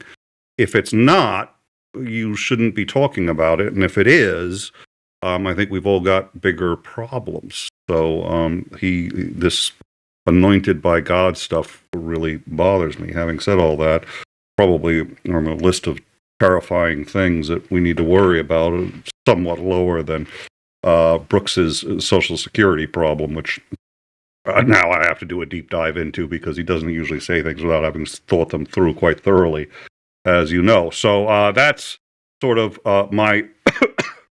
but Nick, these kinds of assertions are necessary for the cult. Yeah. Steve Hassan, who was a member of the Moonies, who should not be dismissed too much because the Moonies did a sarin gas attack, but at any rate, Steve Hassan is the cult deprogrammer in the United States, wrote a number of books on it, and I met him, in fact, when I was in high school. But he applied the BITE model, and he's like, yeah, it's a cult. It's like, if you follow Trump, you're part of a cult for the most part. So, there we go. Any final thoughts, Xandring? I'm really getting tired of the whole performance theater of these things. It's like he talks in very broad strokes. He makes lots of bold claims that are questionable. Talks about, well, I'm going to do this or I'm going to do that, and how great this is or how great I am. I mean, the whole thing was just like an I love me fest of wishful thinking and peculiar views on what was good for the nation and what isn't. So there's no real State of the Union that was actually addressed. There was no real vision for what policies that he actually wants to implement. I mean, there just seemed to be no real substance to the speech at all. I mean, this literally just seems like kabuki theater at this point, and I don't know why we keep doing this. It's just grandstanding, and it's annoying. I don't like it when Democrats do it, and it's super hard to sit and listen through because you're just like, you're not giving us anything of actual substance here. And half the stuff that you're putting your own positive spin on probably aren't as good as you say they are. So yeah, I don't like States of the Union to begin with. I don't begrudge many of the people that were up in the gallery that got shout outs, but I mean, what does that have to do with the state of our union? I don't like any of it, and it's just a laundry list of I love me and look at how great I am. Well, and that actually brings up one other point that I mentioned earlier, but I'd like to mention again. The sovereign debt crisis, which you like to bring up a lot, and I think you've got an excellent point about, and we've talked about on this show repeatedly. I'm not going to rehash it. That notwithstanding, we are currently the richest country in the world. We are currently the most powerful country in the world. So this idea that we need to be restored to greatness is also, once again, really concerning. When you're at the top of the mountain, they're like, we're going to climb higher. It's kind of like, okay, you can't do that without bending reality in some way or bending like your psychology to fit a very different narrative. And when you start, just as you had pointed out earlier, just yanking, pulling cords out of the machinery, going, well, I'm sure we don't need this, and just tossing stuff and having no idea, you're taking a country that already is actually doing pretty well, especially compared to a lot of other countries. And and you're toying with it and you're fiddling with things you really don't understand. And considering how well we're actually doing, or at least have been up until this point, messing with it is something that should be done very carefully. That's one of the reasons why there are supposed to be the two houses. You've brought this up more than once, and it's one of the reasons why there's supposed to be, what was it? Louis Black said the reason that there's supposed to be so many people in Congress is because they hope that if they put enough people together, someone in there can read. So I said you were going to get the final, and then I went off. So I'm going to give you one more, and then we've got a couple super chats that I'm going to get to, and then we'll call it. Now go ahead. I mean, get to the super chats. This thing is just, it's painful to watch every year. I don't know that there's been a single State of the Union that I've ever actually watched where I thought, wow, that was really informative. I'm glad I watched that. You know, it's just kind of cringy, the entire performance of it. And it's like, I don't give a shit about your flowery statements or your, grandiose gestures or what your laundry list of wishful things that you hope that work out. It's like, I want to know what actual policies you're doing. I want to know what your actual plans are. I want targeted goals that we can actually track. And, you don't get any of that from this. And it's like, I don't care about the theater part of it. I guess it's important for views or for the support for some of the things you want to do, I guess, but I think you get more support if you can, say, no, look, this is the plan I have. This is what we're going to do. These are the exact things. And you don't get that in the State of the Union, and it's frustrating. All right. So, Blonde Bombsheller, $50 group therapy for everyone. Yes, I think that's going to be, I don't know who we'll get. I can promise you it's not going to be Dr. Phil. We'll get somebody, and we're all just we're gonna need do it on the Discord. Just have like group therapy, just like everyone. It's okay. I don't know why he's orange. I don't know why the words sound like English but don't mean anything. So thank you. I think we're all going to be suffering a little PTSD from this one. Linda Sow, 100 Australian, I believe it is. Nick, you deserve this. You have the patience of a saint. Slava Ukraine. Thank you very much. I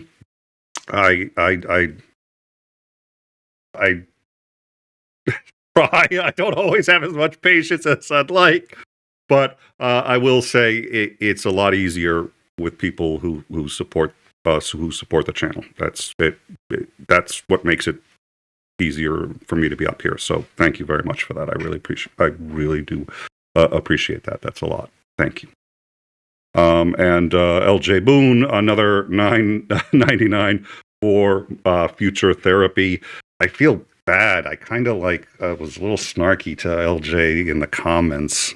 She dropped a comment in the comment section, and I was just like, oh, I'll be a little snarky to LJ. And now you're making me feel bad. Now I'm going to need to get even more therapy. She's got a good sense of humor, Nick. I know, but I said something mean to her in the chats. Anyways, thank you. Yep, the therapy money will be used. Trust me on that one. All right, I would like to thank all of our mods tonight. I know that was not easy for anybody. I'd like to welcome everyone to our Discord if you'd like to come in and check out what we do. We're really, our participants in the Discord have as much to do with what goes on air as anyone else. They usually bring it first to the Discord, and then we go through it. And if it's something we're going to go live with, we go live with. So this is very much a community-run show.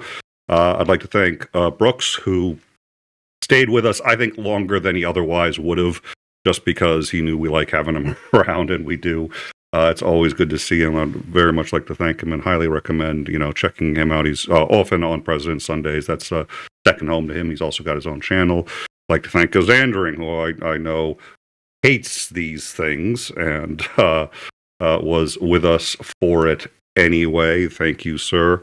And once again, thank you to the members and super chats. You guys, we really honestly couldn't do it without you. We couldn't. So thank you for that. We have Downtime with Commander Lance McMillan, scheduled for Thursday, 8 p.m. My hope is it's going to be a decompression show, and we're going to be able to sit back and talk about something else, maybe a movie or something. I don't know. Who knows? We also may have breaking news in 13 minutes. This is not new territory for us. It felt a lot like this when Iran fired missiles into the Iraqi green zone. It was breaking news all the time. It hasn't been quite that bad recently, but if there's something we feel you need to know about, we'll bring it to you. And otherwise, we will be seeing you. Every time you're like, well, this is our next scheduled show, but maybe if there's something breaking, and every time it flashes in my head that kind of evil picture of Trump, or like his mugshot type where he's like mean mugging you, and he's like, I have made the news, pray I make it no further. Yeah. Well, and every time I do that, we have noticed it's a disproportionate. It's kind of spooky. It's not confirmation bias because we sat down and did the numbers. And it happens if I'm on somebody else's show too, where if I say, oh, well, we're done for the day, we don't think there's going to be any breaking, something breaks like during the credits. It's like literally during the credits. And we've aborted the credits and gone straight to the number of times we've had to do that is disproportionate to the number. It's weird, and I probably shouldn't be pointing it out because my suspicion is whatever encourages it. I'm encouraging it even further. We need to put a call out for somebody to take that Empire Strikes Back scene of Vader saying, I am altering the deal, pray I alter it no further. And they need to replace Vader with Trump. I bet we need to have that little clip so that we can play it at the end of every show. Well, somebody had, and at least that, okay. So for those of you who think you need therapy, wait till I tell you about this. That somebody replaced at the State Department. I think it was the State Department. They hacked at the State Department. They hacked all the screens at the entryway, and it had Donald Trump licking Elon Musk's feet. Whoever did that, that's the guy we need. That first of all, that shows initiative. It shows obvious talent because it looked real to me. I mean, it was just like, this is real. And a sense of humor that I think would work here at In Time. We need to find out who did that if he hasn't been assassinated, and see if I'm sure he could put Donald Trump in a thing. All right, sorry, I just gave everybody a lot more nightmares. I know it was a disturbing image, but. You can now. I was about to say you can find that on our Discord too, but now everyone's going to bail on the Discord. I am going to get that, and we'll put that in our library of clips because I think that's a good one. Thank you all, and we will see you Thursday night, 8 p.m. Eastern, for Downtime with Commander Lance McMillan. Good night, everyone.